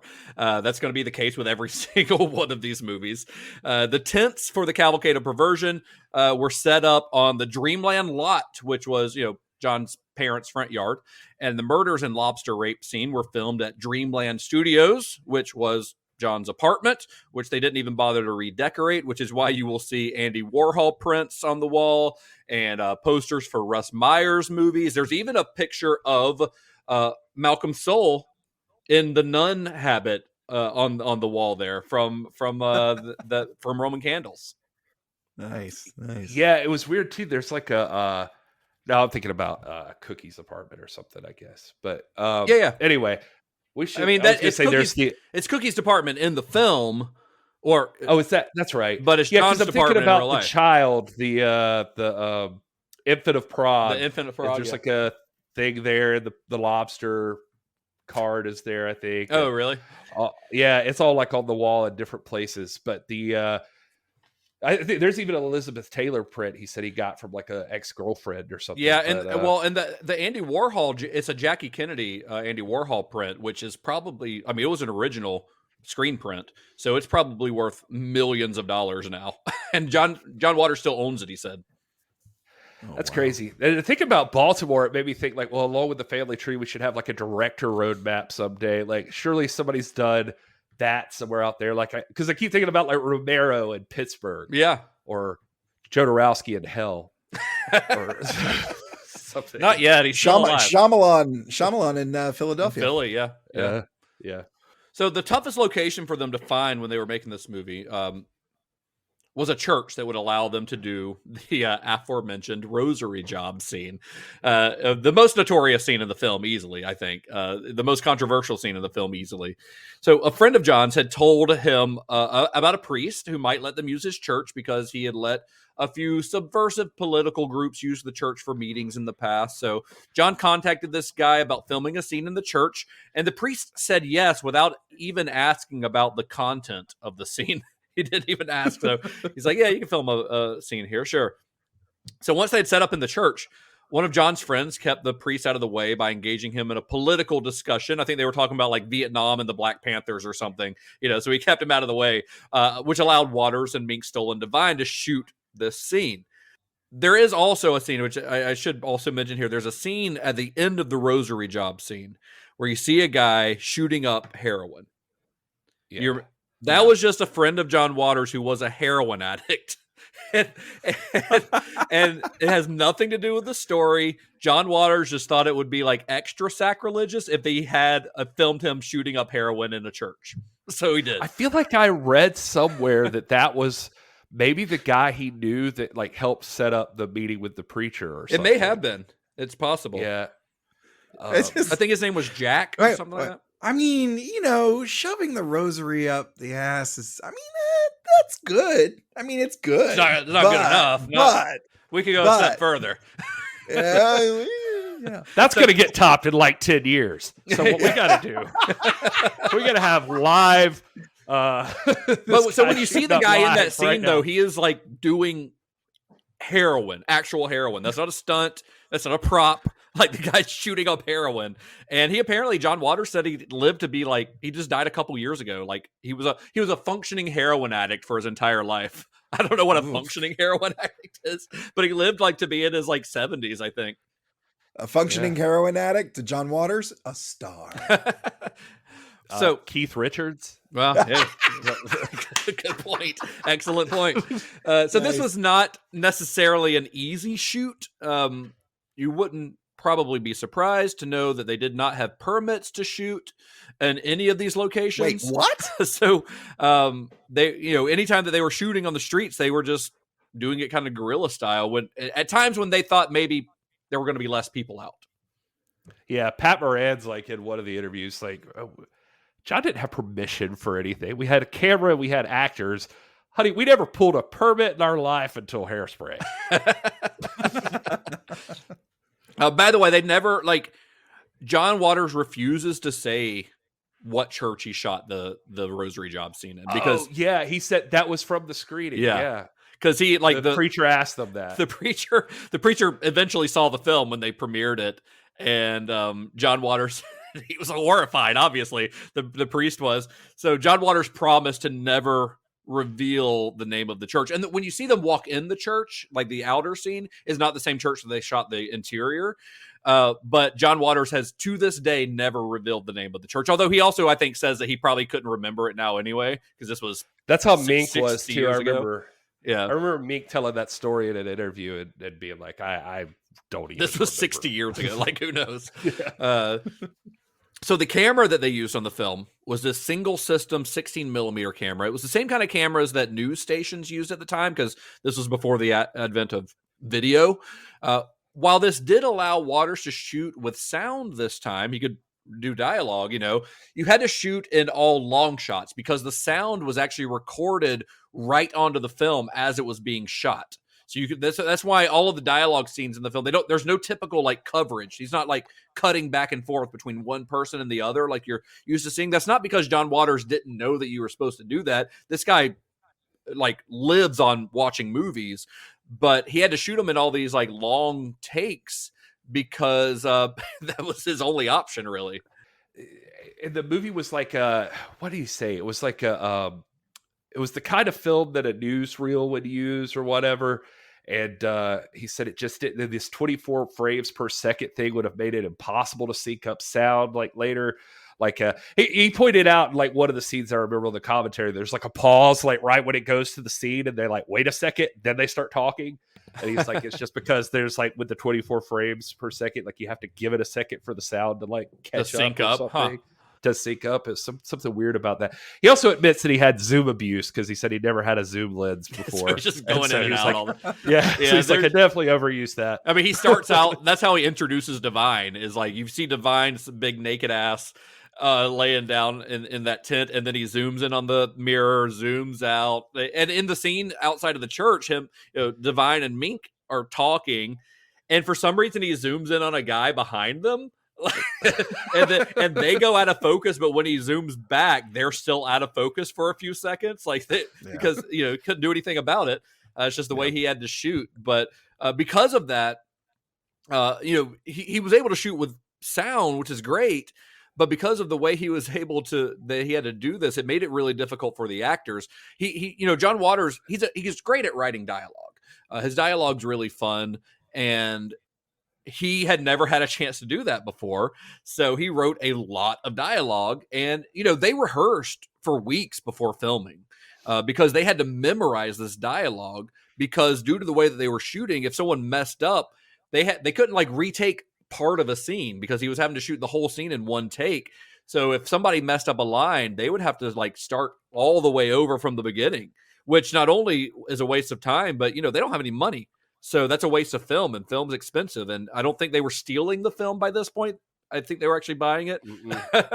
Meek says everything done at master shots, no cutaways, scene began and ended in the same take. So yes, you had to know your stuff, because if you messed up somewhere in the middle, you had to start all the way over, and that cost film, that cost money. That made John unhappy, and none of us ever wanted to make John unhappy. So they said they were very strict about that. He did not allow, they said she was describing it as they would film on weekends, and during the course of the week before the shoot, they'd get together, they'd rehearse and go over stuff. But every person had their own script that John would read every person's part to them exactly how he wanted it done. But she said the result of that was he just read every part exactly the same, which was frantic, lots of italics, no pauses for breath, no pauses for emphasis, just blabbity, blabbity, blabbity, blabbity. And since Susan was Susan Lowe was all scripts, she was they always had to be followed to the tooth, no ad-libbing, or he would stab you, he said. So, they said that, he would come in and he had the yellow legal pad with the big pin, but then they ended up doing the thing they called it the ditto machine. I had to look it up. I'd never heard of that before, but apparently an old school Xerox or something. Yeah, but basically the old school Xerox, where it uses some kind of alcohol substance, bleeds some of the ink onto the next thing, so it uses this purple ink and it copies it. But anyway, that's how they did it. Everybody got a piece of it.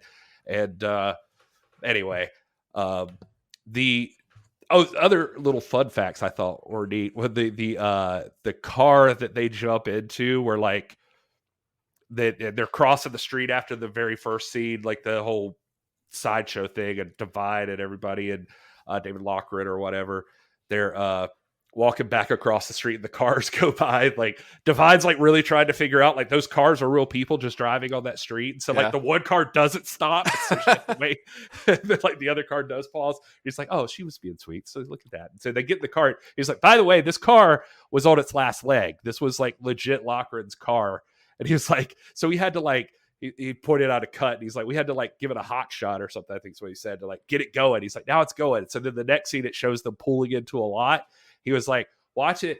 It died right here. He was that was it. That was the death of the car. You just saw it on film. He's they're just coasting right now, and they pull into the parking space. He's we actually kind of hid the fact that they're kind of pushing it into the parking spot. And he's and he was that was in the projects in Baltimore. We just left it. We can't be here. So they all, he points it out, and you can see it. He's when they're walking away from the car, he's they're very nervous, so they're just trying to get out of there. And he's and one of them's holding a gun in the projects in Baltimore. But and apparently his apartment was above a plumbing school too, which I thought was interesting. So he said he said the teacher or whatever was very cool with them, and even came to the premiere, but said that every day they would be walking through his whole cast of characters, and all the plumber guys in the class would just be freaking out, watching this line of people walking through. Bunch of weirdos just walking by. Yeah, just a bunch of weirdos. But I will say this, Pat said that Pat Moran says that she's worked with a ton of directors, Academy Award winning directors at this point. I said the one thing you will know about John Waters is that for all of his eccentric, whatever the word I'm looking for, eccentricity. yeah, that word. That's the one. For all that, I should have just for as weird as John Waters is. She said the one thing that he has in common with all these other directors is that he comes in on time and he has a plan and he knows exactly what he's doing. Like she said, she's been around where, like, she said she calls them film pups. She's like, film pups will sit there all day long thinking about, should those flowers really be red or should they be like this color or this color? She said, like, John Waters is the person that walks in and is like, I don't give a fuck what color they are. You should have thought of that before we got here. Let's go. We're starting now. She's like, he makes decisions and he moves quick. And she's like, so maybe you got to learn to use your own money because apparently that adds a lot of incentive. Yeah. Well, once filming was complete, it was time to set up the film's premiere. So Waters once again contacted his old showcase, the Emmanuel Church. But I guess by this point, they had decided they had risked their necks enough for art, so they turned him down. And they recommended that he try the First Unitarian Church down the street. So, like Emmanuel, First Unitarian was also centrally located in downtown Baltimore, which is, a good place for a premiere. It's right in the middle of town. So Waters contacted their reverend, who immediately agreed to allow him to host the Multiple Maniacs premiere. So Waters, he starts circulating posters that said, you won't believe this one, a celluloid atrocity, which is a celluloid atrocity is a great tagline. And all 9 of his premiere showings sold out once again. His door prize this time around was a pound of ground beef. So you had a chance to win a pound of ground beef. Nice. As with all of the films so far, people in the audience either hated it or loved it. But he did note that during Multiple Maniacs, the people that loved it were more enthusiastic than ever. Like, people who loved it really loved it. Like, people were into it. And the reception to the film gave him hope that he might be able to book more screenings of the film outside of his usual Baltimore Provincetown circuit. So the Baltimore Evening Sun, local paper there, but John Waters, by the way, loves to quote reviews from his local papers because they never like his movies. But they reviewed the film saying, Multiple Maniacs is not only uglier and more revolting than his Mondo Trasho, it is even more repugnant than The Conqueror Worm. Waters' first talkie is also his first sickie, which is a fantastic quote from a review. And that's exactly the type of review that Waters was hoping for. You put Waters' first talkie is also his first sickie. Put that on the poster. But that's outstanding. And the reviewer that wrote that, his name is Lou Cedrone. He continued his review saying, these people seem most appreciative when blood is being spilled and knives are being plunged. Is this part of the new world that they have in mind? So for what it's worth, though, I was actually shocked and kind of thrilled to find this out. Multiple Maniacs currently holds a 100% rating on Rotten Tomatoes, making it Waters' highest rated film on Rotten Tomatoes right now. All right. That's pretty insane. Also, for the record, not one damn knife plunges into anything in this movie. So even the gun doesn't even have like the gun doesn't have any blanks in it. It's just a toy gun that they're shooting. You got to suspend your imagination. It's funny too. Just on a side note, also, I was listening to him talk about the censor board never had to watch Multiple Maniacs because it opened in a church, not a theater. So if it had like commercial release, apparently they have to look at it, but otherwise, like, it just, nobody ever bothered with that. He said that didn't happen until 1980 when they were shooting Polyester, and it was opening at the Charles Theater for the first time. And he said they had this lady go in and watch it for the censor board to make sure everything was kosher. And said this lady was very Catholic and very freaked out by this movie and could not believe by it Multiple existed. Maniacs. By Multiple Maniacs, yeah. And said that she freaked out, and there was like no like real thing to like ban it from the theater that she could go on. So she apparently went to the courts and like begged for them to help, and said that a judge ended up watching the movie and said the judge's quote was something like, "My eyes were definitely insulted for 90 minutes straight, but there's nothing illegal here." Yeah, so there's not. I mean, there's offensive stuff, but there's nothing illegal happening in it at all. So, at the time of its release, it got some bad reviews from like the Baltimore Sun and stuff. And like, as we said, 100% on Rotten Tomatoes, which means the internet must love this movie, Gary, right? if there's anybody who's going to love John Waters and everything he stands for, surely it's the internet. And no, I'm just kidding. There's some people that watch this and need a nap besides Todd.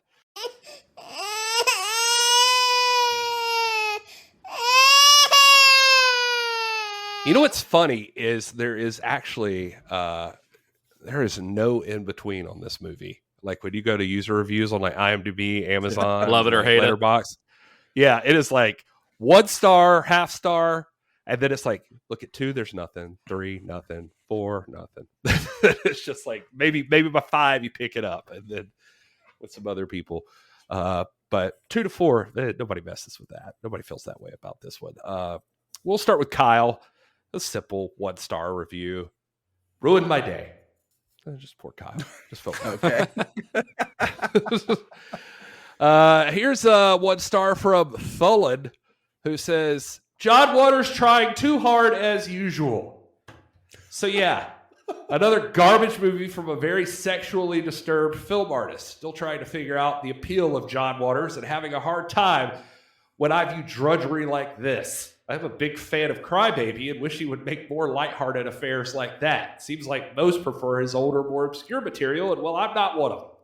The plot is ridiculous, acting's annoying, and even though I don't mind a good shock, gore, or exploitation flick, mind you, if they are entertaining in some way, but this is just shock for the hell of being shock. John Waters tries too hard to shock all the senses and in turn overshadows the great potential of subtle social commentary found within that is usually so brief that it never really has time to seep deep enough into the psyche and ponder one to think further, because the viewer is usually immediately bombarded by following up scenes with perversion and depravity. Another John Waters disappointment for me. Well, hell, at least he gave us Crybaby. That is Thullen. How about the Mook? Gave it a star. Said, I understand the point of making ridiculous movies that try and grab you in with an unholy amount of sexual and other shocking garble. We get it, John Waters. You're a weird, horny bastard. Also, this movie was just not fun or entertaining in the slightest. I will give this an extra point, though, for the I love you so much I could shit quote. It's a great quote. So romantic. Fortner says 1 star. I've seen these people in Walmart. Let's see. C says 1 star. Worst movie ever.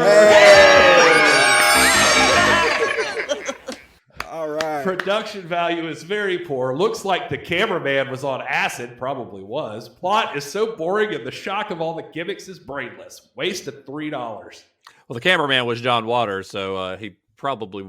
Actually, he says that they didn't do drugs while making the movie. Like they say that they stayed sober like during filming.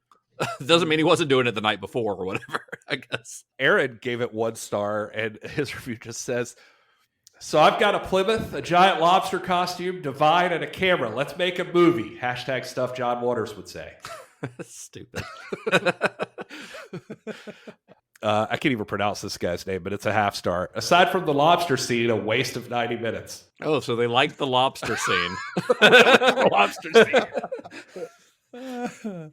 ½ star for Balls, who review simply says, in quotes, rosary job. That's all you got to say. Yep, that was in there. What about Danny? Gave it 1 star. Literally, why do y'all eat up straight people making LGBTQ culture a perversion? Like, this is supposed to be empowering for my community. I get this was so long ago, but oh my fucking God, this shit is dumb. And I don't even blame John Waters. I blame everybody that hyped up his head. I'm sure there's a societal critique in a film like this, but I don't know. This just isn't for me. I really still want to try and watch Pink Flamingos, but LMAO. Oh, wait, are they saying that John Waters is straight? John Waters and Divine are straight? Yeah, I don't know. They are. That's confusing. You are incorrect. Yeah. There's nothing straight about those films. Not at all. Marvy even gave it a ½ star, saying it was literally excellent until that rosary scene. Such filth. That's the scene where everyone who cuts this off halfway through cuts it off is during that scene. Right. Jacob Britton, half stars, 80 minutes in, and I thought it was the worst thing I'd ever seen. Then a lobster shows up, and now I think it's slightly better than the worst thing I've ever seen. Oh, well, there you go. That's a positive review. Anton Ego, half star. I've seen a lot of insane and disgusting films. Some of them I enjoy very much. The others I can at least appreciate. But this shit, no sir. You got to draw the line somewhere, and I guess this is mine. Fuck you, John Waters. I will never watch something you're involved with again. God, I am pissed off. Was that reviewer's name Anton Ego? Yes. Isn't that the food critic from Ratatouille? Am I crazy? Hold on, I'm Googling it. Talking like that now. I'm Googling it. Yes, it is. I just Googled it. It is. Why did I know that? That is weird. Anton Ego. Film historian Justin Bishop, everybody. All right. A few more quick hits. Here's one from Allison, who gave it a half star. It says, I like some John Waters films, but this started out as tolerable, but it's rough. Then it devolved. Criterion has hit a new low. Vegan alerts, bacon reference, women wear fur coats, and hamburger. Is that a thing? Vegan alerts? Like a vegan alert. And finally, 1 star from the Hick Critic. Well, give it this. It's a piece of art that accomplishes what it sets out to do, disgust the audience. And it passes that incredibly low bar with flying colors. But that doesn't mean it's an enjoyable or interesting experience. So it's in the same boat as the artists that paint with their own shit, urine, or blood. However, Criterion did a great job of the restoration of this film. Okay. Well, it is on a positive note.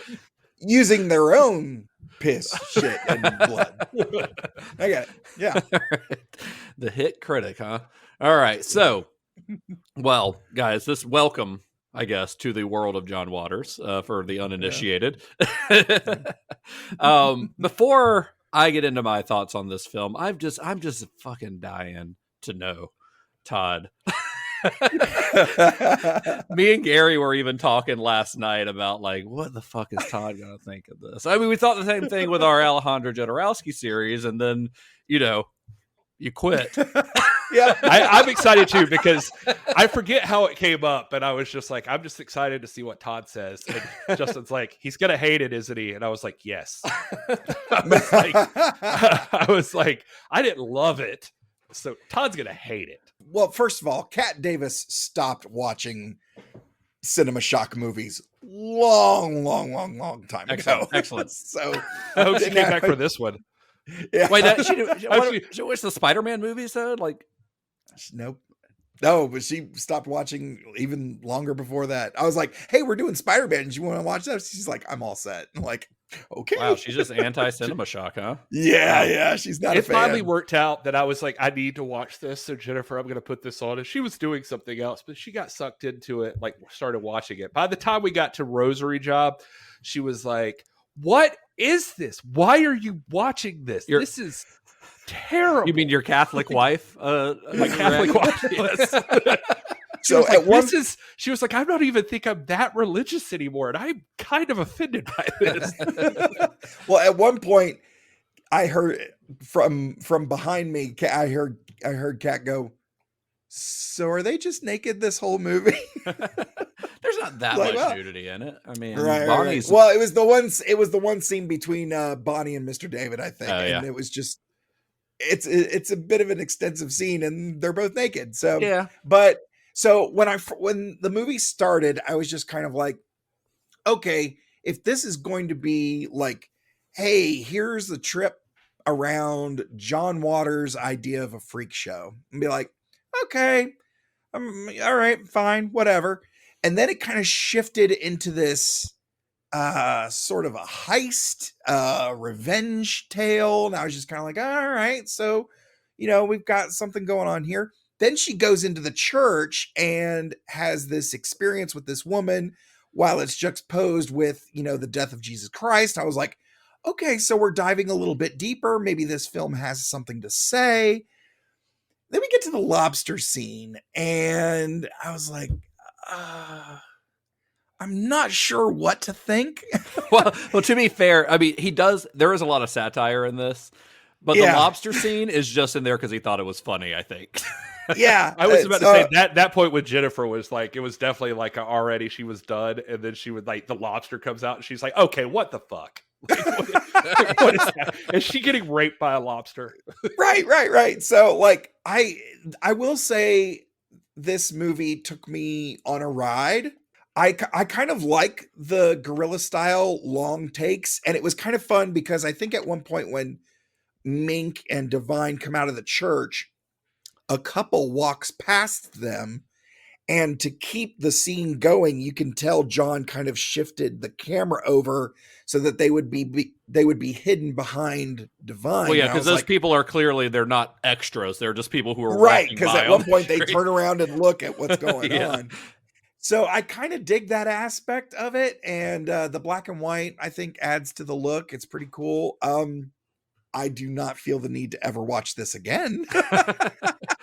But it is interesting. I will say it is interesting. But it's definitely a good introduction to John Waters. Like, this is not necessarily the first movie I would recommend to people, but if you're following, like, if you're wanting to follow his career, you know, and see where he came from, I mean, it is a John Waters movie. He hasn't quite refined everything yet, but I mean, this is a John Waters movie through and through. There's certain shots in this that I think in an alternate reality, maybe this is a hot take, I don't know, Divine would have made an excellent Joker. I mean, because there's a couple shots where I'm like, whoa, at the end when she starts like foaming at the mouth and she's like got this manic look on her face and she's going crazy because, you know, like that, I can totally see that because I feel like that shot of Divine and he's like kind of zooming in on her face on this like wild-eyed, like Divine has a presence.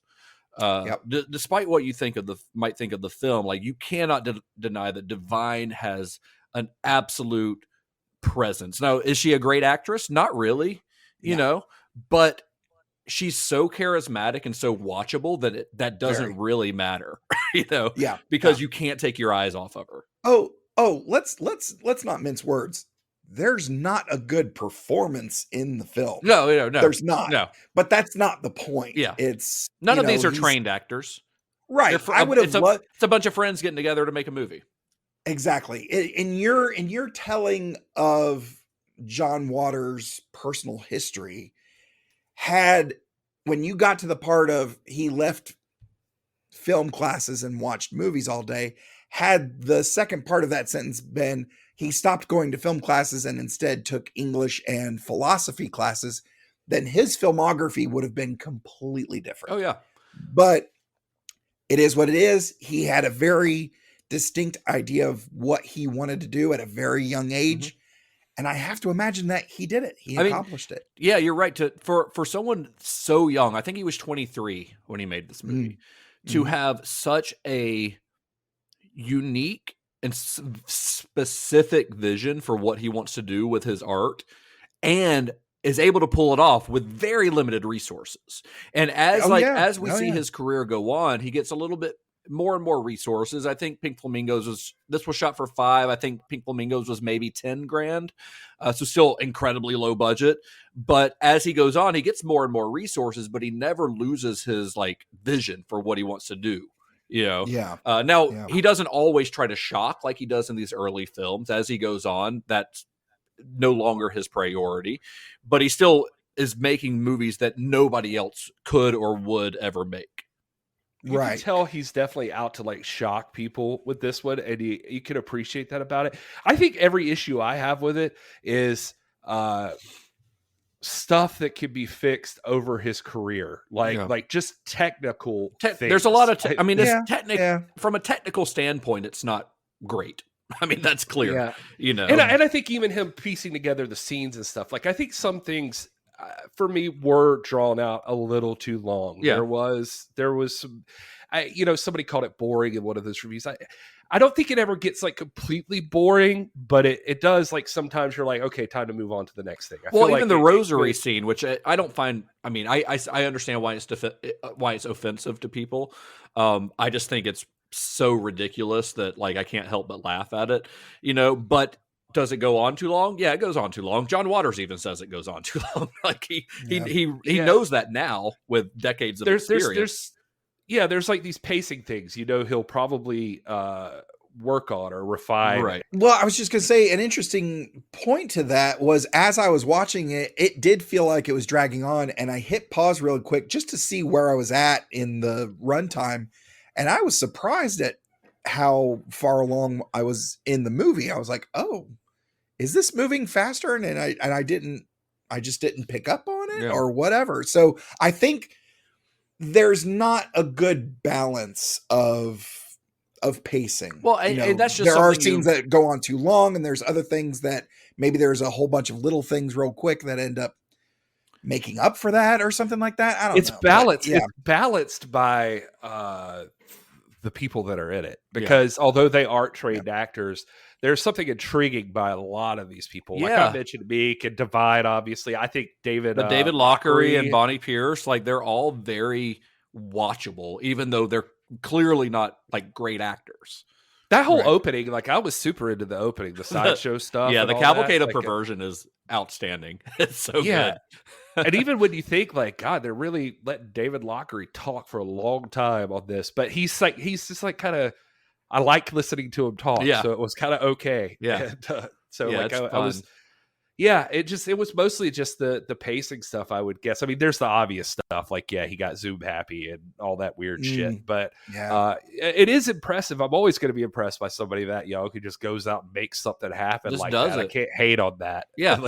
And this is before you could just do it on your iPhone or whatever, like he had to go out and borrow a camera. He had to get film. He had to arrange to get all of his friends together. And, this was a group effort, which one thing I love about these early John Waters movies is that they are very much group efforts. Like he is the general in charge, but like this is a bunch of friends and a bunch of like weirdo artist types who are just getting together to make something.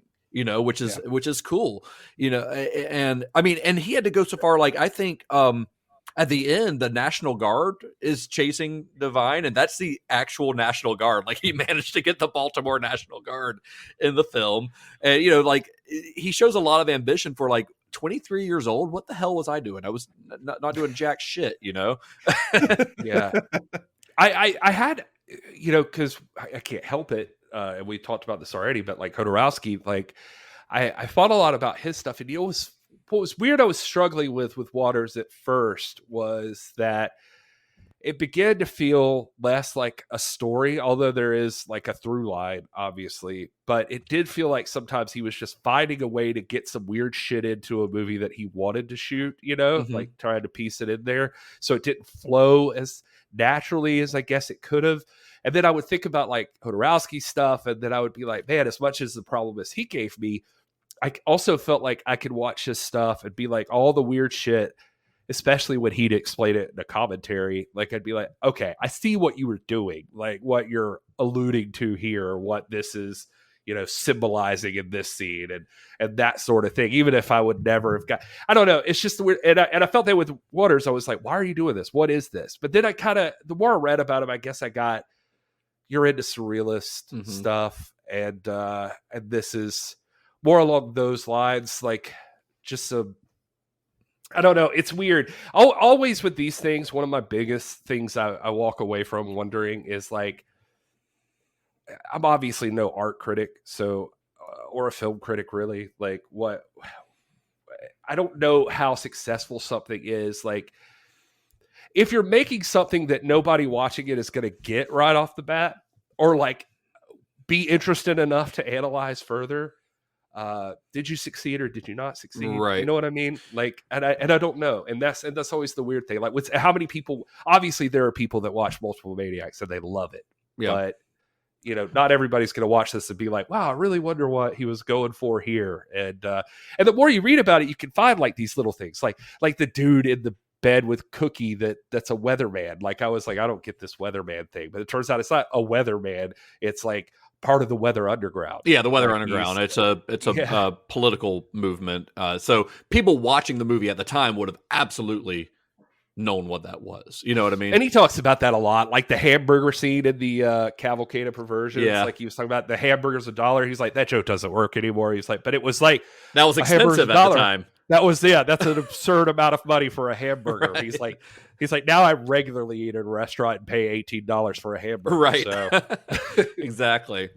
Sometimes you have to think about it within the context of when it was made, and especially with this film, because a lot of it is him railing against like what the politics of the time and religion and hippies and things like that. And you have to think about it when the movie was made. I think that's the case with a lot of movies, with most movies, honestly.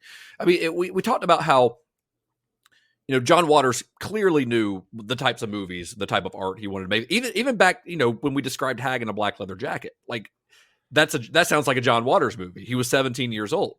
But also, I think it's pretty evident when you watch this that Divine knew exactly who Divine wanted to be.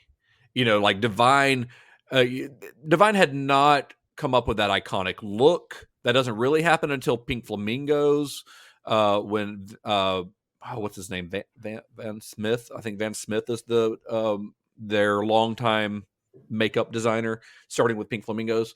But that iconic look isn't here. But I feel like the character that Divine is playing, Lady Divine here, is like a prototypical Divine character. Angry, gross, willing to do anything. I mean, she eats a cow's heart at the end of the movie. Like, that's an actual cow heart that they had like been keeping in the fridge that they got from a butcher. That's kind of like, she could do worse. Oh, she will. That's John Waters calls that training wheels for Pink Flamingos. And also Multiple Maniacs proves that right off the bat that for John Waters, nothing is sacred. Nothing is sacred. Sex, religion, family, it's all on the table. He's not out to offend just the squares and he's not out to offend straight people. He's not out to offend Republicans. He's not out to offend Democrats. He's out to offend everybody. Like everybody who watches a John Waters movie will find something to be offended by, which is exactly what he wants.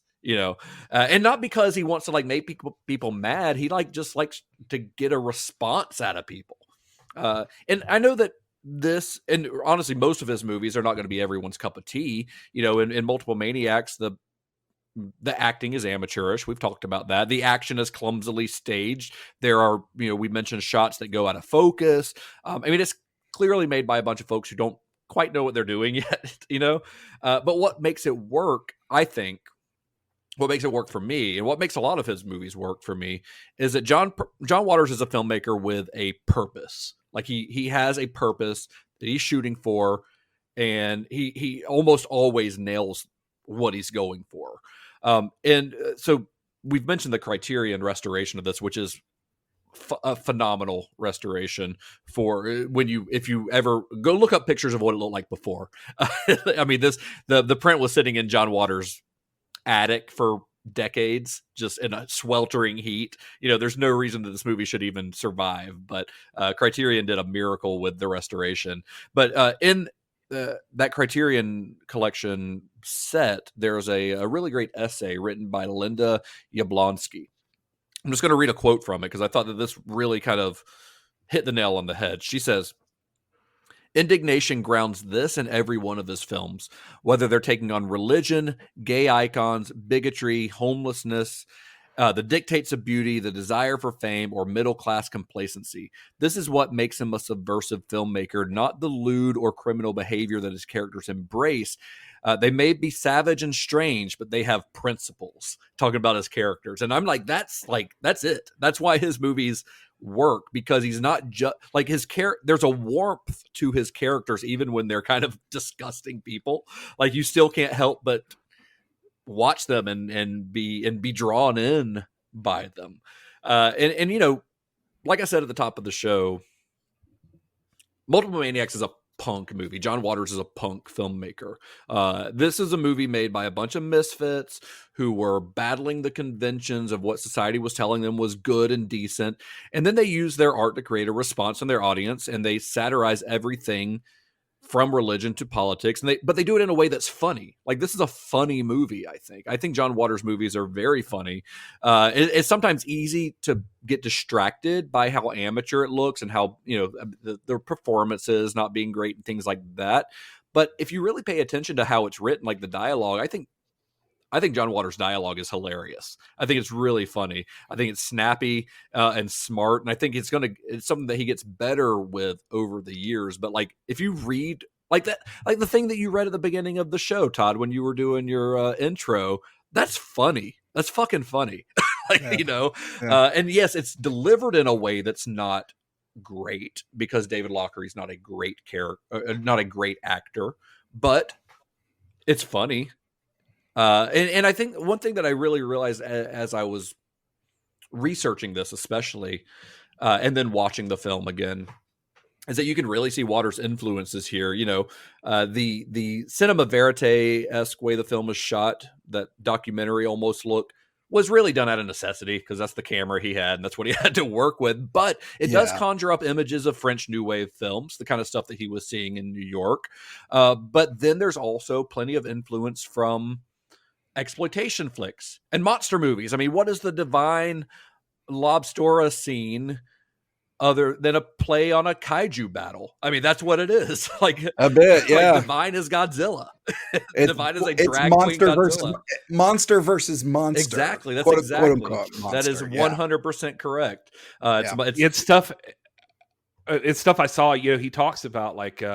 He mentions like satirizing sex movies, like he mentions I Have a Woman and Inga. And, he said, but his biggest influence was probably foreign films. He said just because they could break a lot of taboos, like against nudity and Mondo Trasho. The name Mondo Trasho is a play on the Italian Mondo movies, like Mondo Cane being the most famous one, which is also kind of what Cannibal Holocaust is playing on. These like documentaries, they were documentaries, but they would show nudity and things like that as a way to get around censorship because they were quote unquote docs.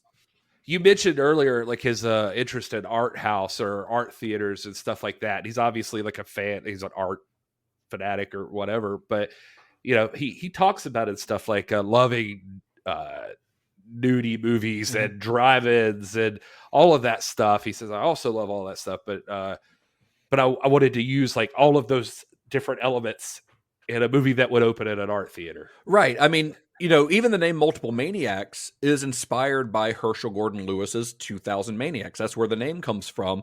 And he's said in interviews that he was trying to make a quote from him that he was trying to make exploitation movies for art house theaters. That's what he was trying to do. And I think that even, with Multiple Maniacs this early on, he was well on his way to meeting that goal. I mean, he even says that like his movies actually play better in art houses than they do in grindhouse theaters. Like they just connect with the audience better. Yeah. You say that I actually have a quote I was going to mention that directly from John Waters. He says, I was always crushed when I learned a long time ago that my films did not work in the grindhouses and drive-ins because those audiences didn't think those films were funny.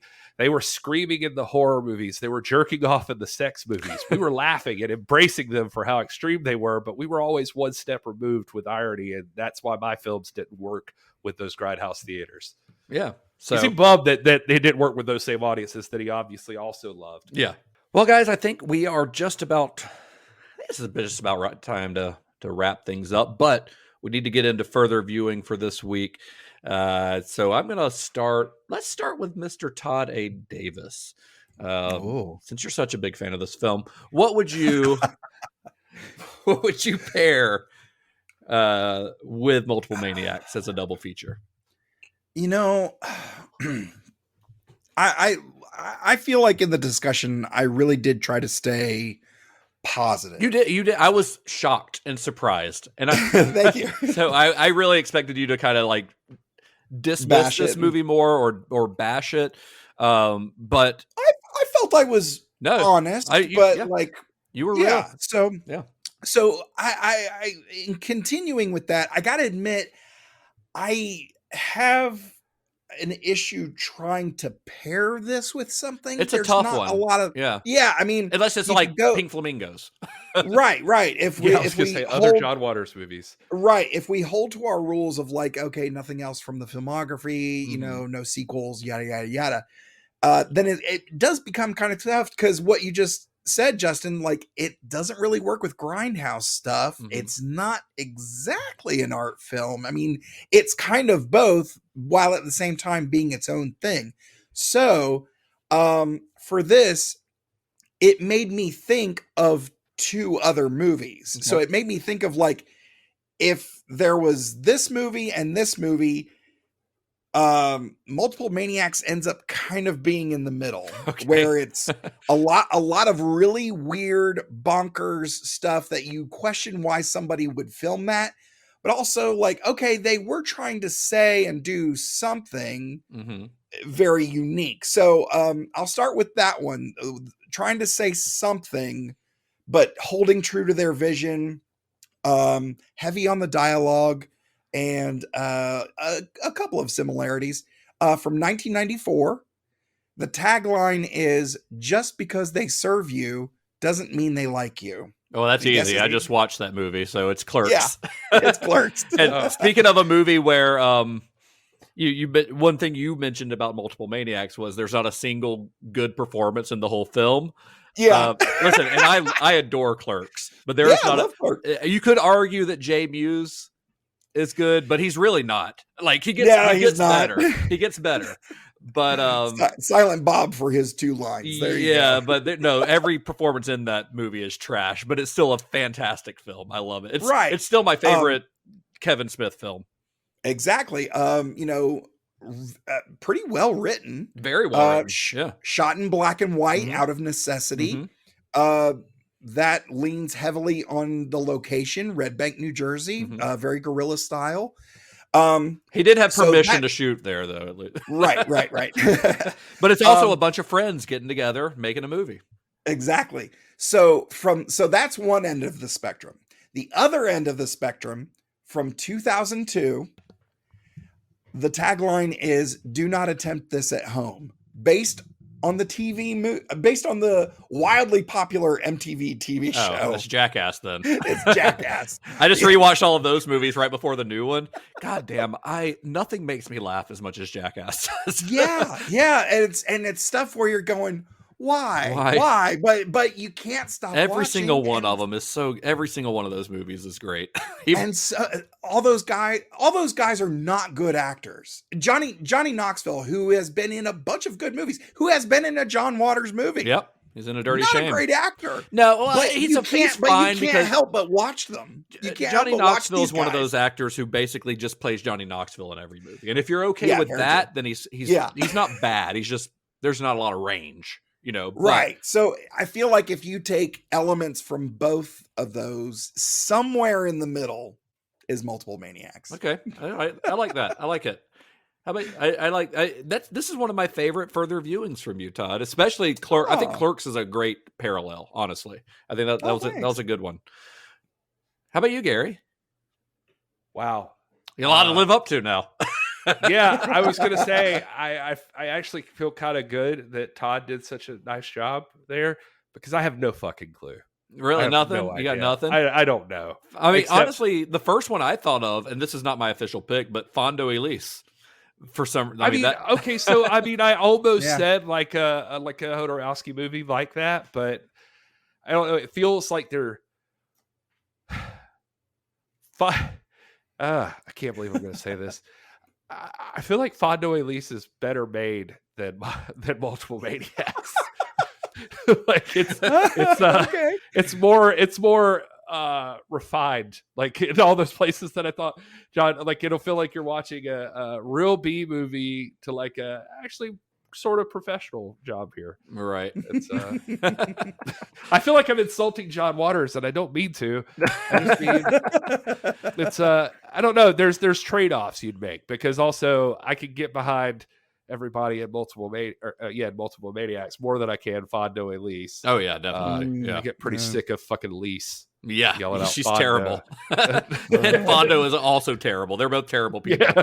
I mean, granted, most everyone in this movie is terrible, but they're still charming.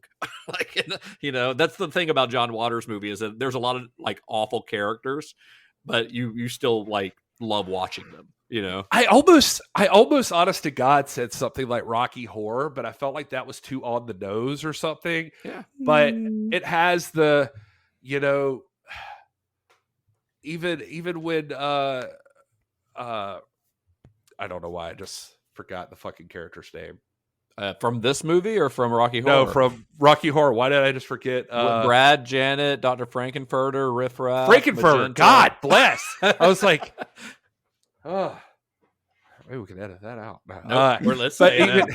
But even when I just feel embarrassed because I really, I love that movie. So, but Frankenfurter even goes on that rampage at the end and stuff. So it's like, it's like a lighter hearted. I don't even know if lighter hearted is the word for it, but I don't know. It just seems like just outlandish. It's also inspired sexually by weird. Yeah. And yeah.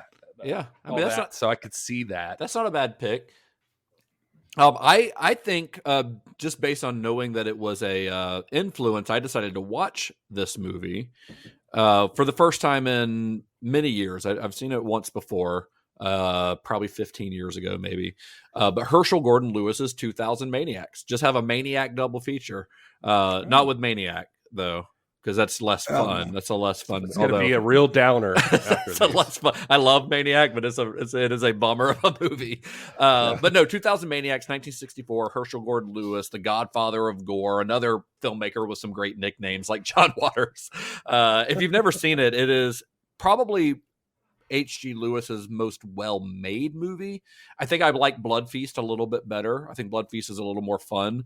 But 2000 Maniacs is basically about these people that get kind of lured into this little small southern town. I think it's set in Georgia, although it's clearly filmed in Florida because there are palm trees in the background. And I think H.G. Lewis filmed all of his movies in Florida. But they get brought into this little southern town for the town's centennial celebration. And then that you find out that the centennial is celebrating the town's destruction during the Civil War when the North leveled the town, basically. Oh. So essentially they're being drawn into this town to be killed as revenge because they're all like from the North. So they're being killed by this entire town, which is why it's called 2000 Maniacs. The entire town is in on it. It's really fun. And because it's H.G. Lewis, there's a lot of over the top blood and guts, you know, like very bright red crayon colored blood. And it's a lot of fun. It's on like, you can watch it on Tubi or wherever. It's very easy to find. I think I watched it on Arrow, but I think that would make a fun double feature. Multiple Maniacs and 2000 Maniacs. Nice. I like it. So Pink Stole, by the way, is a ordained minister with the Universal Life Church. If you want to renew your vows, who Mink Stole thought about it. Oh, yeah, good to know. I don't know why I just thought of that, but just if you decide to do anything that needs a preacher, yeah. So Multiple Maniacs actually ended up getting picked up by a guy named Mike Getz of the Art Theater Guild. Now, Getz, Matt Getz, the congressman from Florida. No, not that guy. Mike Getz. I don't know if they're related. I hope not. Matt Getz wouldn't be picking up this movie. No, Matt Getz has never seen this movie. I guarantee He is not. I actually looked into Mike Getz a little bit because I was curious, and he was the curator. He was a curator and theater manager, and was a key figure in the midnight movie phenomenon, which is, this John Waters series is kind of part of our maxi series, is what I'm calling it, on midnight movies, along with Jodorowsky. And we've got one more series coming up in a few months that'll be the continuation of this. But this guy, he started out screening underground films in coffee houses. He later hosted a series called Round Midnight. So it was a midnight movie series at the Cinema Theater in Los Angeles. He was a big proponent of underground experimental cinema, and he was actually once arrested in 1964 during a screening of Kenneth Anger's Scorpio Rising. R.I.P. Kenneth Anger just died a week or so ago, but he was now you got me saying Matt Getz. You got in my head, Gary. But Mike Getz got arrested and convicted, actually, of exhibiting an obscene film because he showed Scorpio Rising.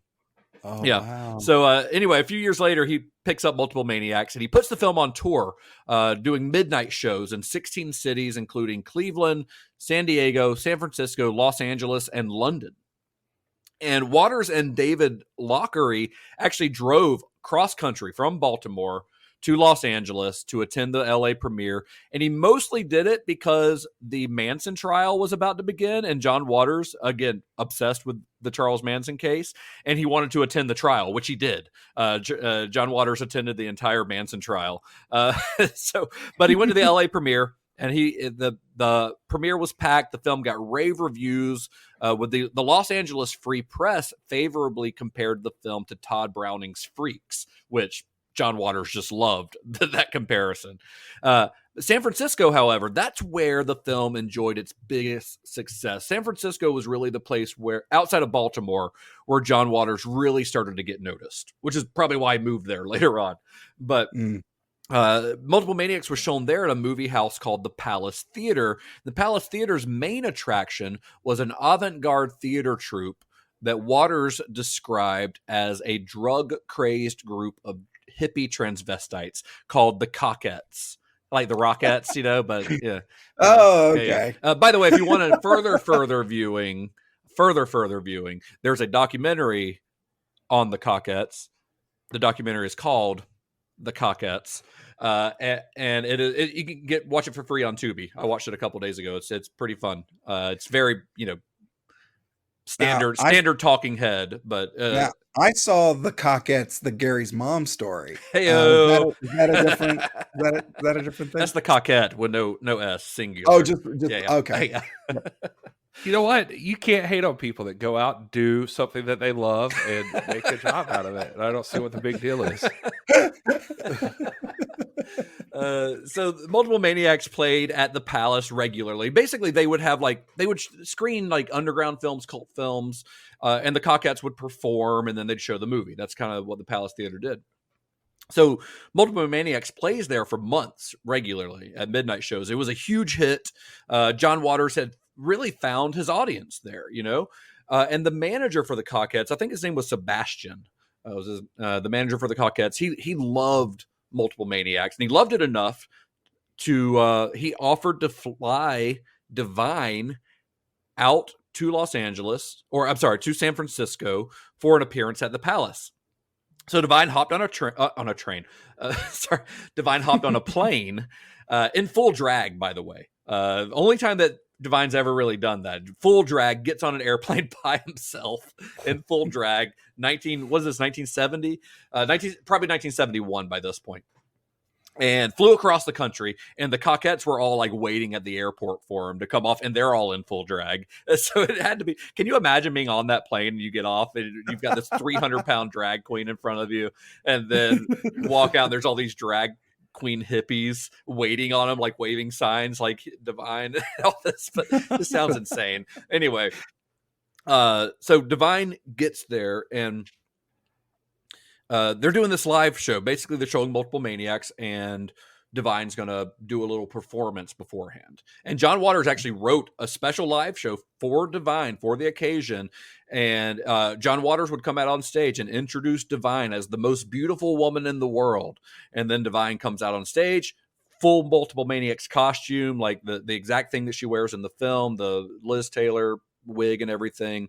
And she's pushing a shopping cart filled with dead mackerels, which she would later throw at the audience in between what John Waters called glamour fits, which were a combination of exhibitionist poses and temper tantrums. So she's doing all this weird shit and then throwing dead fish at the audience. Dead fish. Yeah. So the end of this happening, is what we call this. This is a happening. At the end of it, a fake policeman would run on stage to arrest Divine for being weird, I guess. And then Divine strangled them. And the stoned crowd, who were all like on LSD, they were just cheering him on as this happened. So Divine, this is Divine becoming a star, basically. Yeah. And John Waters even says, from that moment on, Divine is divine, and Divine dedicates himself to being like a star.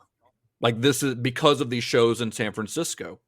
And when I was thinking about when I was writing this and looking into this, this happening was not unlike the Panic shows that Alejandro Jodorowsky was involved in. Like they're this just doing weird shit on stage to get a rise out of the audience. They're not quite as mean spirited as some of the Jodorowsky stuff was, but it's kind of the same type of thing. And in fact, Multiple Maniacs midnight run here at in San Francisco, 1971. This coincides almost exactly with the run that Jodorowsky's El Topo was having in New York. These things are happening on different coasts at the same time, basically. Huh. And the crowds in San Francisco loved Divine. I mean, Divine, like I said, they'd found their audience. This was their audience. They just had to find more of these people across the country. But it was clear that Divine was well on his way to becoming a legend, one that would be solidified with his next collaboration with Waters. Like it's on the next film that Divine becomes like the Divine that we know, Mm-hmm. And while they were promoting these shows at the Palace Theater and some other places, Divine and Waters did a lot of interviews with the underground press. Divine in particular would always say the most outrageous things. They wanted to leave San Francisco with an especially hideous impression, is what John Waters said. and one statement that really confused interviewers, because this is something that Divine would repeat to multiple interviewers, was when Divine would grandly announce, in my next film, I plan to eat dog shit. Now, little did they know that Divine was telling the truth. And that, my friends, is where we will pick up next week on part 2, or next episode, I should say, part 2 of John Waters' Divine Filth, as we discuss Waters and Divine's follow-up to Multiple Maniacs, the infamous midnight movie Pink Flamingos. We did it, fellas. We did an episode on Multiple Maniacs that lasts longer than the movie. That's the goal every week on Cinema Shock. I mean, it's not a very Tune in long... next week when we talk about eating doo-doo. Real quick, before we wrap up, I do want to mention a couple of my sources on this, because these will be my sources for at least the next couple of movies. The main one being, I mean, other than all the many, many interviews that you can find of John Waters, because the man does like to talk, and that Criterion has some great interviews on it and a commentary with Waters. But John Waters is also a prolific writer, and his first autobiography, which is called Shock Value, which I think will go all the way through, I want to say Polyester, maybe, was my main source for this, because, I mean, he just tells you everything you want to know. It's one of the best autobiographies from a filmmaker that I've read, just because not only is his story fun and fascinating and as weird as you would expect, but he's also just a really funny writer and a really great writer, which is why since 2004, all he's been doing is writing, because it's easier than trying to get a movie financed, and he's good at it. But I highly recommend Shock Value by John Waters. I've also got a book of John Waters interviews from the Conversations with Filmmakers series. That's just a series of interviews in chronological order that, it repeats a lot of the same stuff that he talks about in Shock Value, but every now and then he'll throw in an extra little tidbit of information. So those are going to be our main sources, at least for the next 2 or 3 episodes, probably.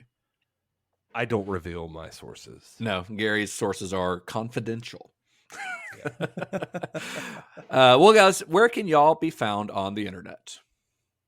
I am at This Is Gary Horn on Instagram and Twitter. If you like, I don't know why it made me laugh.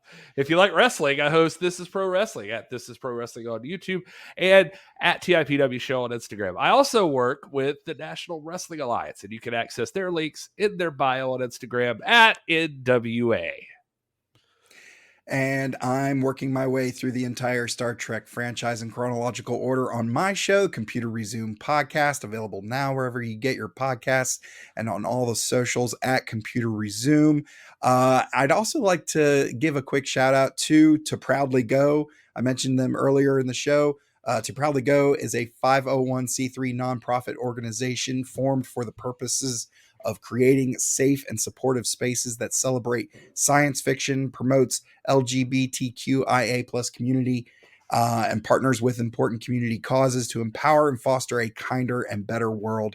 You can find them at To Proudly Go on pretty much all the socials. Tell them Cinema Shock sent you, and tell Flip Kiki I said hello. Yeah, Flip Kiki, I think, might follow Cinema Shock. I know she follows me on Instagram. Yeah, because I started following her. Doll. And, yeah, we've love her. Back and forth a couple times. She looks, she's fun. I'd love to see that show. I'd love to make it myself up. It's amazing. Yeah. And I am at Mr. Todd A. Davis on Facebook, Twitter, Instagram, Letterboxd, and D&D Beyond, as long as they behave themselves. And I am at Justin_Bishop on Instagram, Twitter, and Letterboxd. The show can be found at Cinema_Shock on Instagram and Twitter. We're also on Facebook. You can also check out all of our episodes, as well as links to our Discord, our merchandise, and all that kind of stuff at cinemashock.net. Like, rate, review, share this with all your friends any way that you can. Text them, carrier pigeon, whatever it takes, to get them to watch this. Fox them. What? Fox them? Yeah, fox them. What does that mean? That's from Robin Hood Men in Tights. Oh, I haven't seen that in a very long time. Oh, come on now. I'm not saying anything against it. I just haven't watched it in a long time. It's been years. Long enough that I also did not get that joke. Yeah, I mean, damn it, you guys. We'll do a Mel Brooks series one day on podcast. We'll start back in the 1800s when he was born, and then we'll go from until next time. It's so weird that this is the second time that's come up in like a week. What, I was Robin in the Hood? car with like Christy Janes. He's one of the NWA wrestlers, and she randomly, we were going to get food somewhere, and I said, the night is young, and she said, E minor, the night is young, and you're so beautiful. And now Todd's bringing it up. I was like, maybe it's time to watch that movie. Time to watch it. That's a sign. All right. Well, anyway, may the wings of liberty never lose a feather. And be excellent to each other. Oh, Mr. Johnny, this is even better than anal nitrate. It's better than Carvada. It's even better than heroin. Oh, Jesus, this is even better than the Keys. If only we could podcast 24 hours a day. Oh, that would be supreme happiness. Oh, I love that.